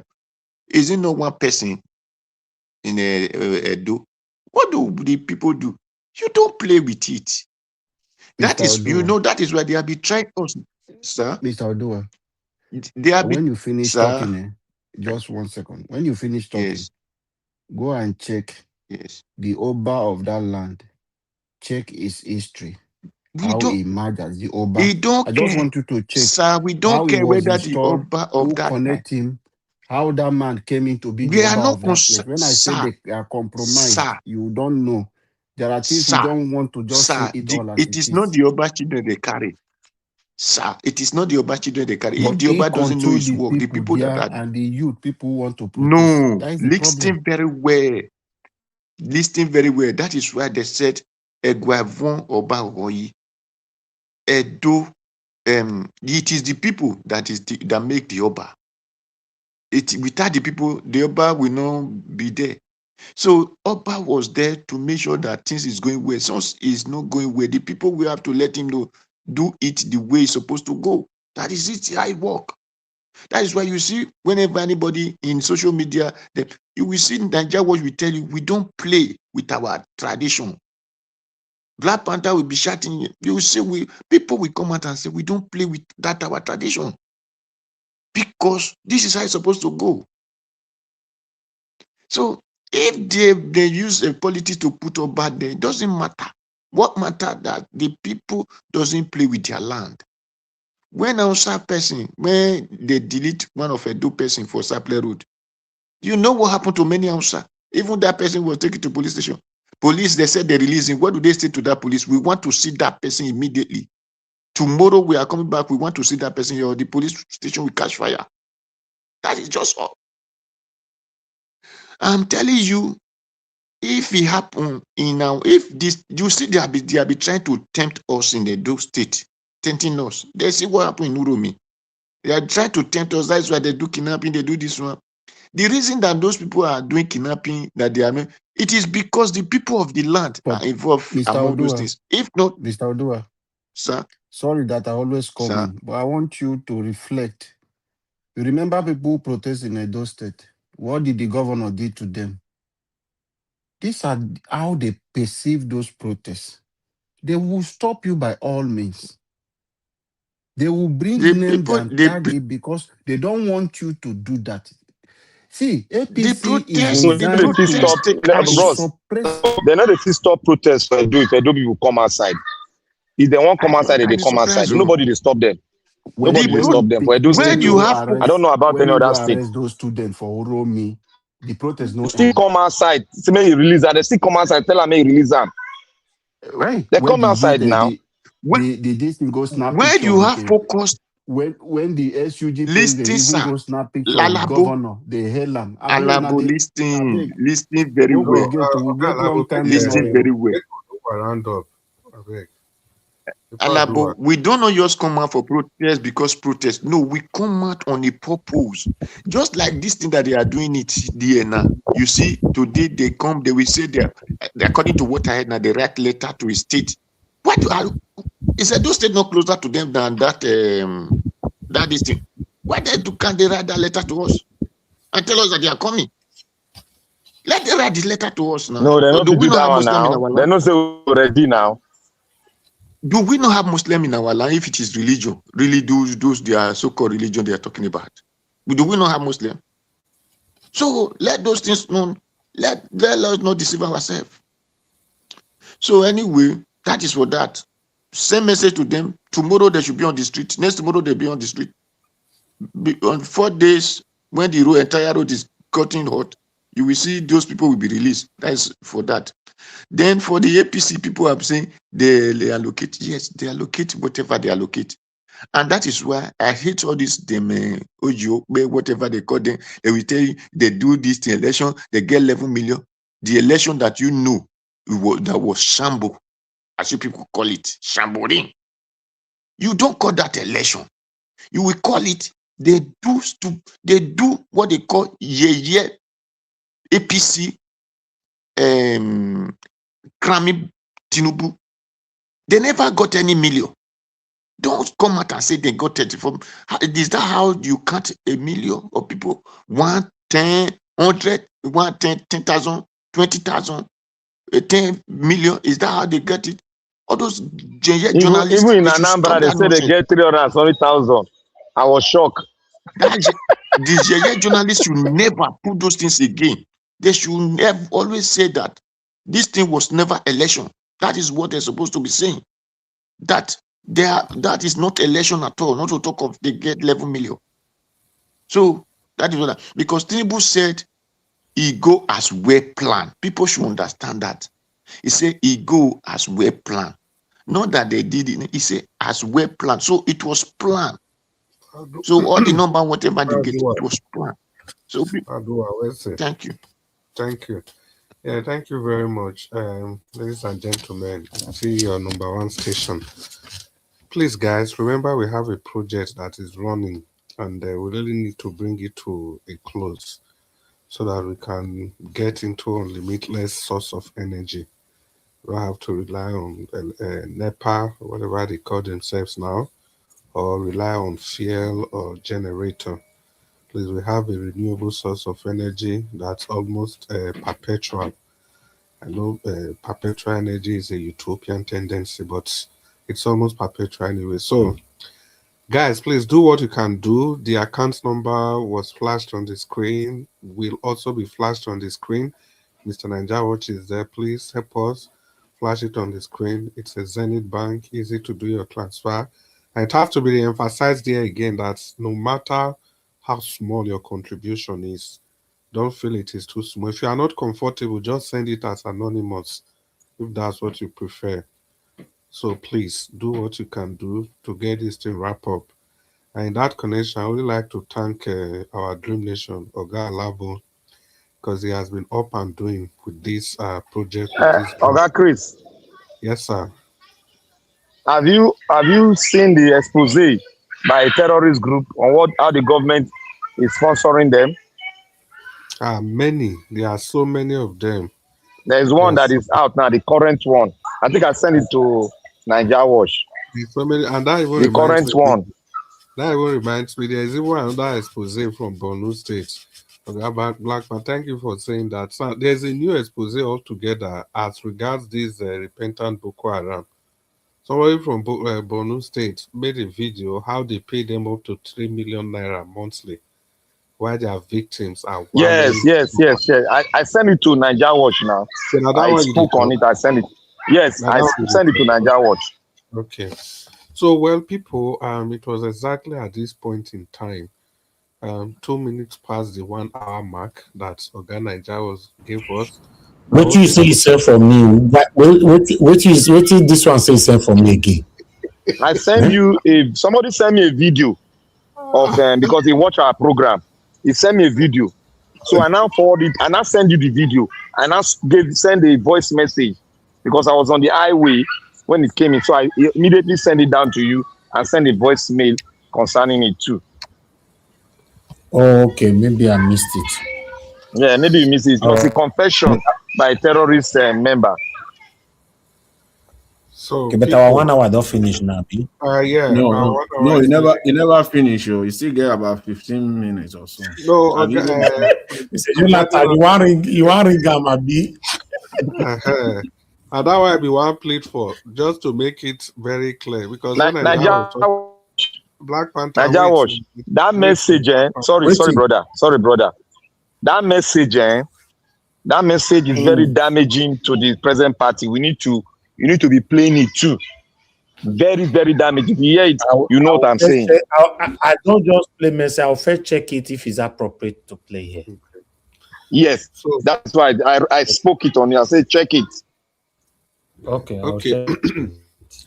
So people, it was exactly 23:43. All right, 10 minutes more. 10 minutes more. Okay, let me, Mr. Chris. I want to respond to one of the comments, please. If you can. Yeah. So what we are going to do, I think, 2 minutes. Okay. So thank you. Let me just quickly respond to Mr. Anthony Ola. Anthony Ola, in his comment, he said, talking about the fact that community should spearhead, they should lead. At least at the beginning, when something happens, you should be the first person that will cry out. That is the basic point. That's not difficult to get.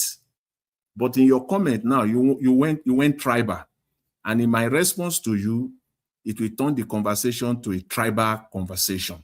I want to avoid that. You said, did the neighbors join IPOP and Nnamdi Kanu MNK?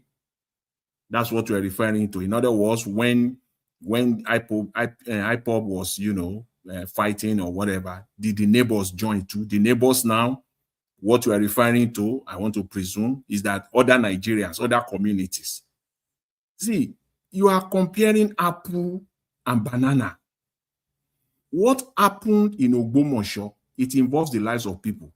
What happened or what has been happening in the East, it has involved the lives of people as well. But the context right now is different now. It's different. There's no way I will respond to you that it will not sound tribal. Are the people of Ogbomoso saying they want to secede? Are they saying that they want to secede from Nigeria? The fight, is it the premise of the two? Is it the same? It's not the same. The bottom line is that it is the people that to spearhead. When somebody come and thief in your house, come and thief you to blind, rob your house, carry everything, go, snatch everything from your house. Cry. Now your neighbor will help you cry out. Nobody you go first cry out. It's even scriptural, it's biblical. When the Amalekites came to David and they ransacked everything, when he was in Ziklag, they ransacked, took these 2 wives and everything, took them away. So David, did the Bible tell you and I that David went to another town to another king to come and help him? He only asked God, should I go ahead? God tell him, make him go ahead. Now he go fight. Now he cry. And now he go fight. Bring his people back. He spearheaded it and he got support. If David had kept quiet, so it will have been in history. That's how they will have carried his 2 wives and everything, all his children and everything. That's how they will have carried them, go for life. The rest will have been history now. So don't bring tribe into this thing. But again, you even agree in your last comment. You said Nigerian cities will have to support those villages. Yes, that's what I'm talking about. Nigerian cities will support them when they initiate it themselves. That's just the point. And I don't think it is difficult to understand. It's very simple. People come and kidnap in a particular community, and you want the people in Sokoto to come to that community. You want the people in Sokoto, first of all, to come. You want the people in Benin City to first of all come. It doesn't make it is the people, they will spearhead it first off. That's the point I'm just making here. And the idea that Obas have been bought, you don't know the history. You don't know the history of Shon. The Oba in Ogbomoso is called the Shon of Ogbomoso. When he came, in fact, he visited Tinubu in Aso Rock. This new one, it's not up to 2 years now. It just came in.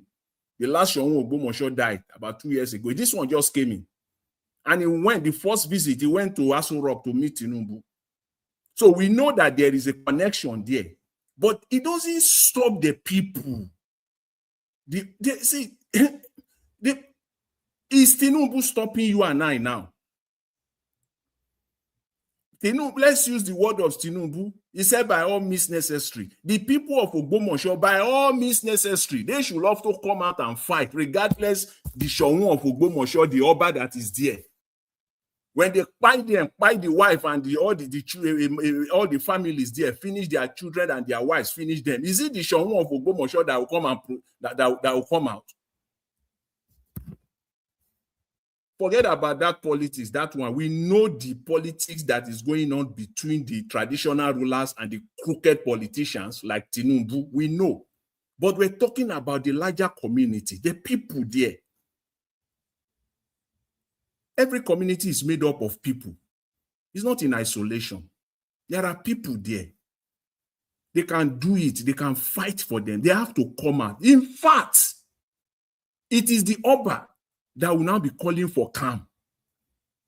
It is the Oba that will now be in the normal tradition in Yoruba land. The people will come out and protest against the Oba. They can protest. And it is the Oba that will now be calling them to calm down. He'll be calling for calm. They are not slaves. They are not slaves. That is the point I want to make here. And you buttress it for me anyways. You buttress it. You said the Nigerian cities will have to support those villages. That is the point I'm making. Yes, they will have to support them when they spearhead it, when the people themselves in those villages and communities spearhead it themselves, and then people will come. People will come. And then it will begin. You see, this thing it will just be like a fire. It will begin to spread from that community. You see, people who knows Oyo State very well, Ogbomoso, Oyo State, but there is also a city called Oyo itself. Oyo, one of the biggest cities in Oyo State. And then before you get to Ogbomoso, you get to Oyo. And then the people in Ogbomoso, when they start, the people in Oyo will join. And when the people in Oyo join, the people of Isheyin will join. And then before you know it, it will link to Ibadan. And that is how it spread. Not that the people of Ogbomoso will be expecting people from Ilaje in Ondo State to come there first of all. It might happen, but very unlikely. Thank you, Oga Jonathan. I'll leave it there. Thank you very much. Yeah, thank you, Oga Jonathan. So, our time don't go well. Black Panther, I beg 1 minute. I beg. I want to say something. What I would say here is that we should all rally around on how we're going to protect ourselves. Neighborhood watch is very important. Thank you. Yeah, thank you very much. So, okay, thank you. Baba Tony, you said since this our governor came, Edo did not do protest. You are right. They have not did protest. On what major ground do they want to do the protest? I told you this kind of thing happen. Edo will do protest. The governor cannot stop it. You said the protest they did in Nekpoma. On what was they doing it for? So that is it. And even they said they bomb police, this thing has whatever. And even when they went to court, the court freed them. So we do not do protest to go and be destroying people's property. That is not a protest. That is disaster. So this protest, if you block federal government road and something happened there, it is not disaster. Do you know why? Because it is the duty of the federal government to make sure you are secure. The state government to make sure you are secure. When you block their institute and something happened there, it is their fault, not your fault. Thank you. Padua, thank you so much for that submission. I think I will just need to quickly say this as per Anthony Ola. I think Anthony Ola knows exactly what he's doing. Because yesterday, King Jonathan answered a very simple question, and Ola went off in another tangent. The same thing today. I cannot see the relationship.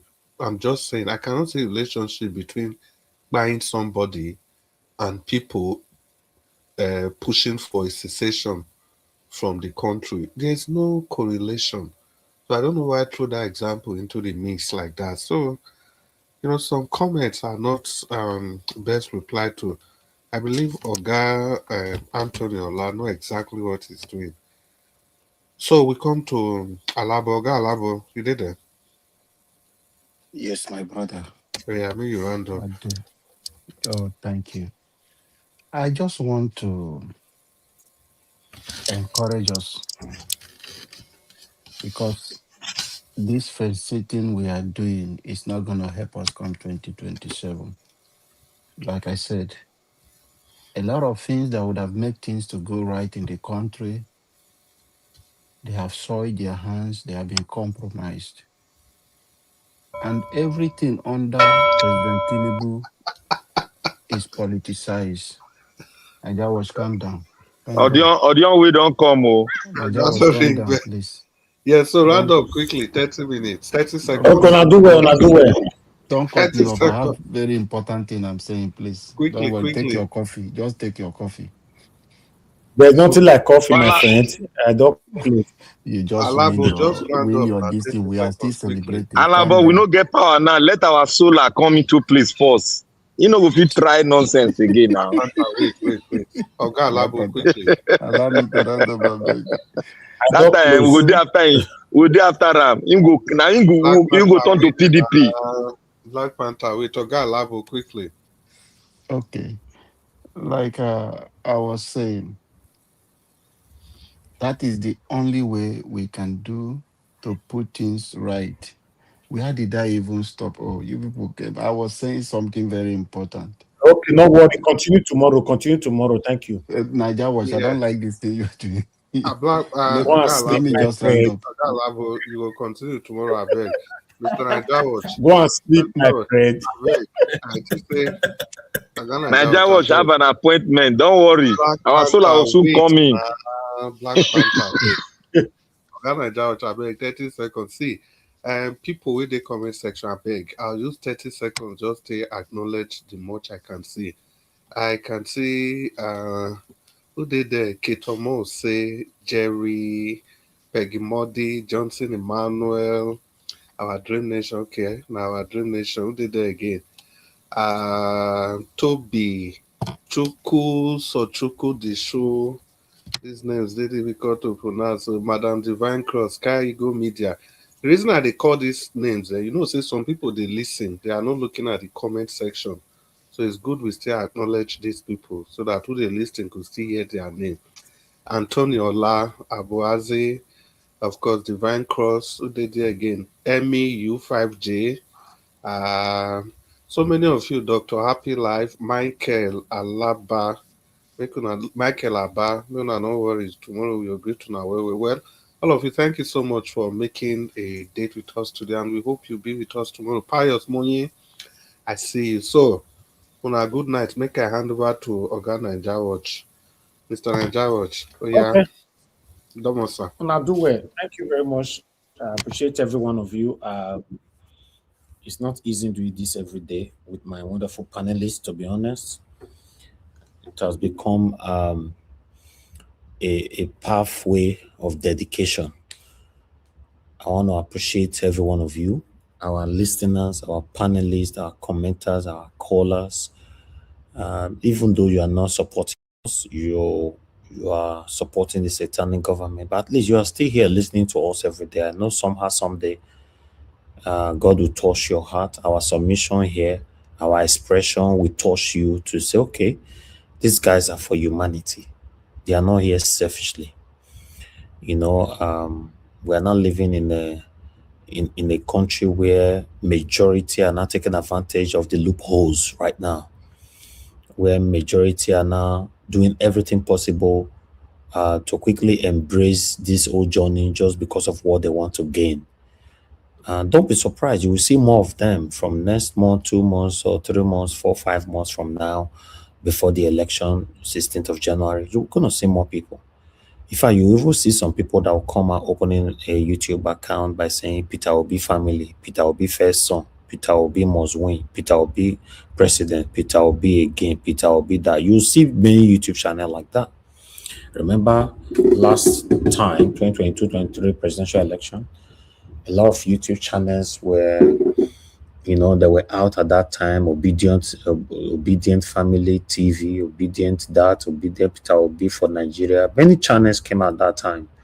Immediately the election was ringed, Peter Obi were pushed to the corner. They went on to change their name back to what the original name used to be. It's just like Nigeria Watch now. From the very first day we opened this channel, that's the same name you are still seeing till tomorrow. Over 10 years ago. So that's the same name.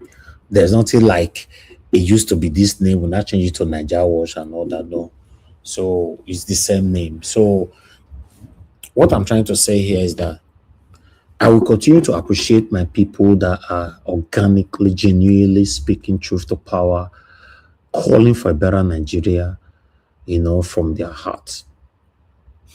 Even though we know that a lot of people don't get carried away, although all voices are needed. A lot of people speaking right now already, they are fighting for their selfish interest. In fact, some of them are fighting me indirectly, stylishly. Not directly yet. Not directly, it's indirectly and stylishly. They're fighting me. I'm not talking about opposition. In our own camp. Yeah, since 2023 presidential election till now. Yeah, for a reason I don't know, because I'm not the kind of person that is that communicative outside my broadcast. So it's just because when light and darkness meet is always a problem. Because they've seen it here, that me and my panelists, all we do is speaking truth to power. My commenters, go to my comment section. I've said it so many times that I have the best comment section ever. I've said it so many times. It's not by bragging, it's by facts. If you want to compare, if it's your first time on this platform, you are wondering, what is this man saying? Then do your research henceforth. Compare my comment section with other platforms' comment section. Then you get to know that we maintain some high level of decorum here. Very, very important. So, all this is enough, for anybody to start hating on your platform or hating you. Like I said, I'm not talking about outside. I'm talking about within the camp. The way my panelists talk here, even the time is not always enough for them. The time is not always enough. Even when you give 5 minutes, you give 10 minutes, you give 1 hour, you hear Mr. Alabo saying, calm down, let me quickly. That's passion. Everybody wants to be expressive positively. Everybody wants to pour out, how they feel about the country. That's why I'm very, very hopeful. I'm dedicated. I'm consistent, to see how Nigeria can be better. For me, I'll be the happiest person on earth if Nigeria is being rescued tomorrow in my time. Do you know why? Because I've put in the effort here. I've put in the work. When we're growing up, when they say, no, you got to put in the work to get the result, I didn't actually know what it means. It's after I started doing this. My dad actually told me about a few weeks ago that, yes, it says, in fact, a very encouraging statement over my consistency, what I'm doing. Even though I hear that from my mom every day, she's also very, very consistent. But still, consistency is the key to success. Apart from on this broadcast, in general lifestyle, anything you're doing today, when you're consistent, trust me, you will never fail. Consistency and lack of consistency is two things. A lot of people started a business today, they failed maybe a couple of months or a few years later, they fail. If you go into it and check, you see that they lack that consistency. Yeah, they lack it. Especially when your business already started doing well, That's what I noticed here in Nigeria. They'll stay inside air condition and be sending people to go and be monitoring their business. They are home, inside air condition, pressing remote or pressing blah blah. And at the end of the day, the business will fold up. You'll not be wondering what will happen. They'll not be blaming their village people. Now my village people now cost, and nobody actually cost it. Consistency. And Dangote get money rich today. He's still following everywhere, talking about his businesses left to right. He granting interview left to right. Coca-Cola is the biggest, most populous name in the world. They are still doing advert till tomorrow. Consistency. And that's what we've put into this journey of rescuing our country. Like I've stated, even though I have people here applauding my consistency, but I have to also applaud myself sometimes. You know, we have in our own language in Edo State that sometimes you need to be pushed to brag a little bit about yourself. Yeah, why is the word bragging? Why is it there? Why is it in existence? Sometimes you need to be pushed to say, okay, let me tell you who I am. You know, that's why you saw the video that I played there the other day, Yukari Ananobi, the Nollywood actress, when she was introduced in a wrong way, she said, let me reintroduce myself. You know, that's it. I like that. You know, just like some people say, yeah, now since 2023, you've been on air. Sometimes correct them, no. Since 2022, we'll be supporting Peter Obi. That's it. Yes, I have to brag about it. So that you can count the years, the months, the days, the hours, the seconds, the minutes. You count it well. And same way with my consistent panelist here. You know, let's say now only one voice, now they talk here every day. People will take you that serious. So I want to thank everybody. You know, I hope we succeed so that we can count our blessings. I hope we really do succeed in rescuing Nigeria with what we have or what is available to us. That's what we're doing now. You know, I created this platform years ago, more than a decade ago. I didn't know that this is what I'm going to dedicate it for. Immediately I knew that this platform is already a political channel. I started opening another channel for different things instead of messing it up together. Yes, you need to know what you're doing in life and stand with it. You can't preach A and do otherwise. That's why I told you that those of you that is patiently waiting that, one day I am a panelist will fail here. Now you go continue to fail. You will get tired. Even before you, people have been on the queue waiting for them to fail for the past 10 years. They are still on the queue. So you just only join them. You're also going to get tired. You know, like politicians go give us money one day, will now understand. You know what would not pass through. We are the biggest voice in Edo State. You know, I suppose all they collect money from them by now. Right? Now, waiting, my parents brought me up by telling me that waiting be your own, and be your own. What is not yours, don't look at it. And that's how I live my life. That's why I kept saying that I'm a testimony that you can be successful in life without not engaging in any kind of criminality. I don't want to believe people that think, allow to be better, blah, blah, blah. No, why? How? You can. You just need to know what you're doing and you will get there. You know, when I was studying in the UK, at the same time I was working. And I was not only working, I was doing 2 jobs. Go to school, sometimes falling asleep, you know, in class. If I tell you my story, you'll be shocked. I drive from one work to another. I drive from one. God, it was terrible. I even thank God that God helped me. Do you know that there was, let me say something quicker here. Do you know there was a time that I was doing 2 jobs and I was studying at the same time. And time when I need to start the other job always clash. And for you not to clash, because when they are not aware if you have another job, they just want you to start it in exact time that is allocated to you. You get me?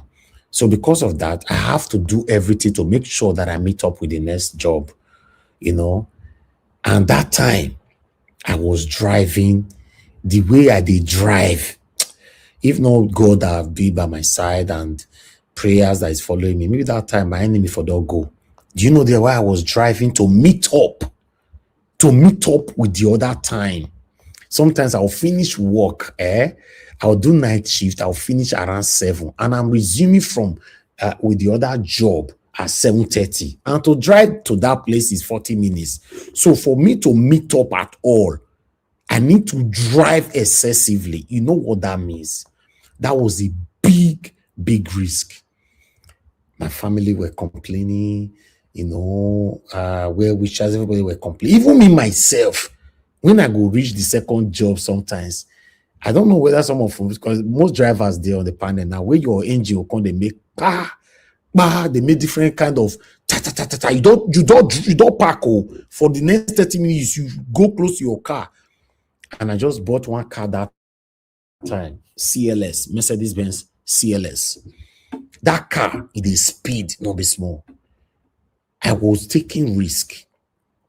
As I finished, from there go to school, from there go to work. So that consistency have always been there.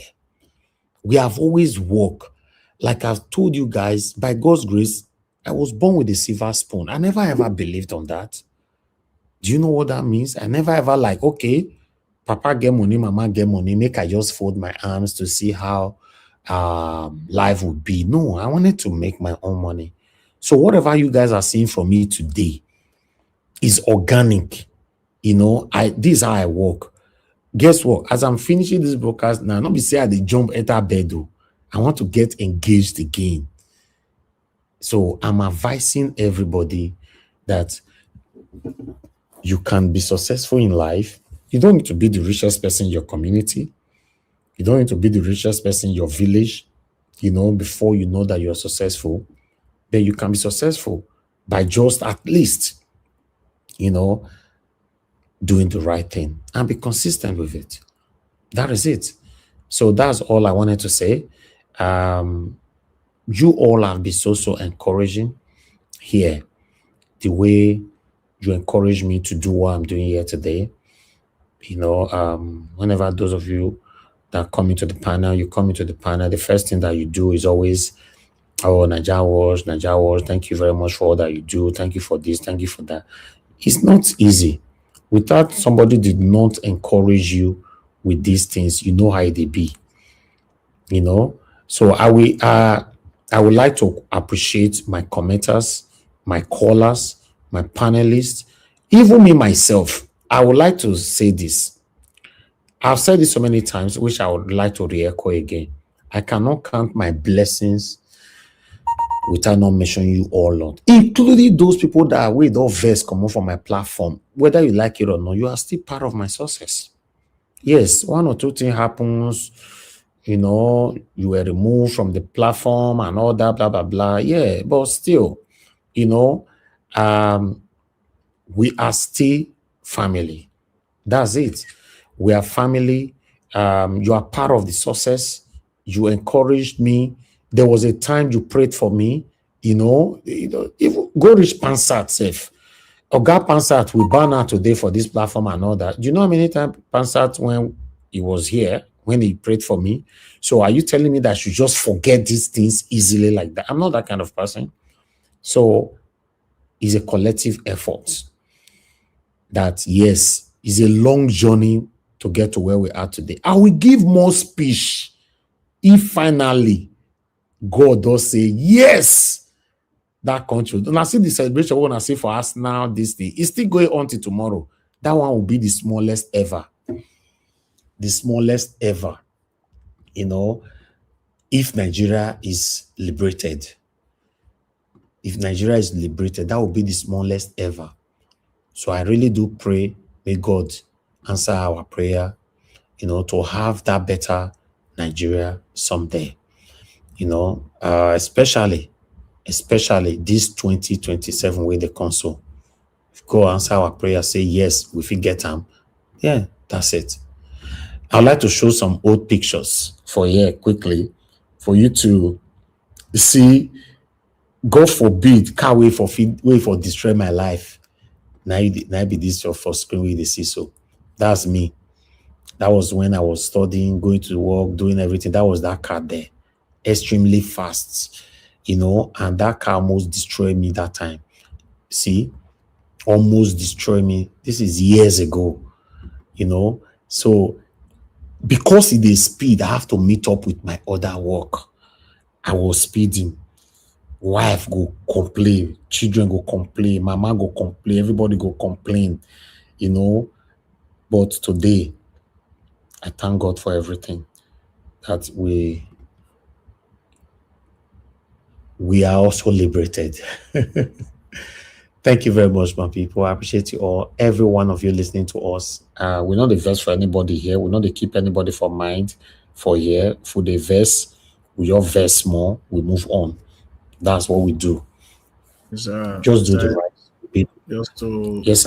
Just to buttress your comment now. I just want to add this. Yes, you are correct. You talked about consistency. What consistency does, it brings stability. Exactly. Consistency brings stability. That's just the take there. That's what it does. Not to start something today and pack up tomorrow. I pack up after 1 year or 2 years. You have to stay on Especially when Mr. Jonathan is doing something and you already started something, because Mr. Jonathan is doing it, you want to start it. Then if you start with Mr. Jonathan, you can't say Black Panther, they do the same thing tomorrow. Then you now stop that one again. You want to start Black Panther. Oh, give us a Monday, they do another one. You don't stop that one. That's not consistency. And you cannot be stable. You can never get anywhere. Exactly. You can never get anywhere. Then it becomes a problem. So yes, I just want to say that we are alive today. If person say suppose person die, now that time I was doing 2 jobs, going to school, do everything, and that person will lose his life at that time, but God not agree. But today, person don't relax, and what we created then, we are now able to say, okay, we are enjoying it now. So let's continue to put it on, put our voices on, and all that.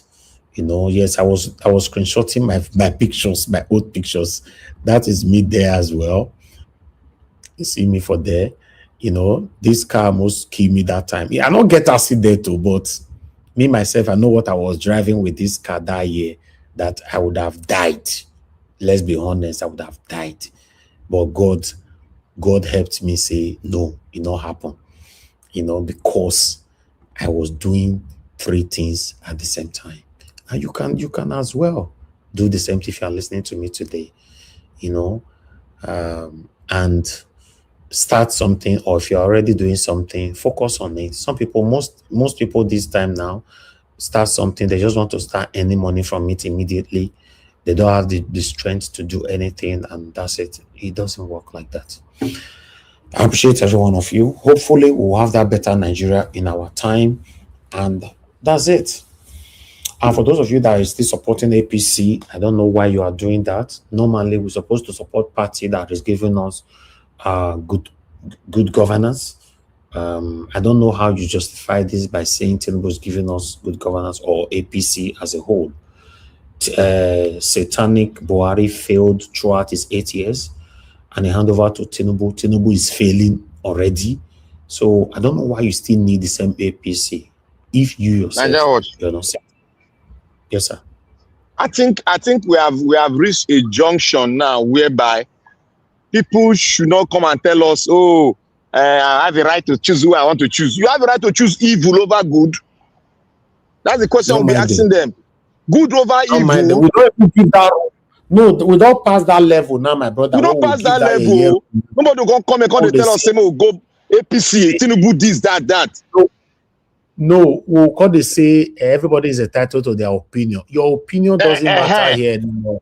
Thank you. Because you know why I say it doesn't matter? Because the situation is terrible.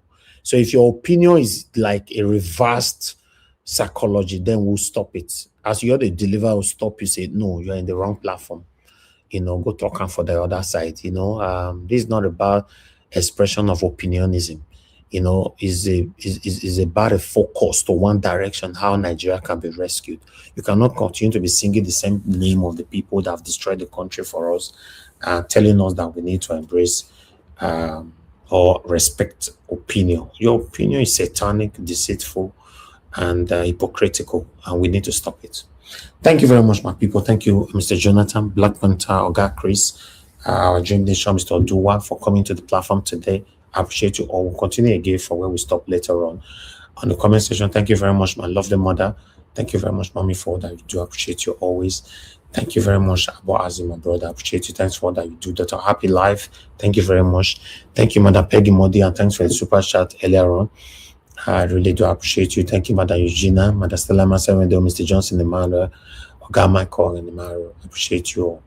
Oyi Desmond, thank you, thank you, thank you. I appreciate you all. Shooks, thank you very much. Anthony Ola, and many, many more right there. Love Maduka. God bless you all, my people. Allow us to end the show right now, and let's continue again from where we stop later on by 7 p.m. Good night. Bye for now.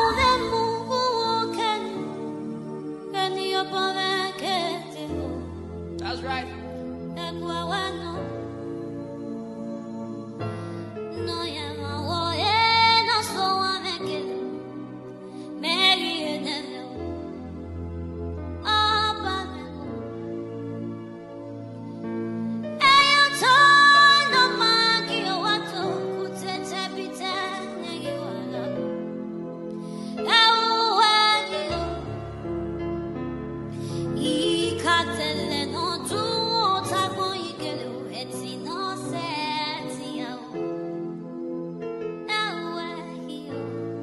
Yes.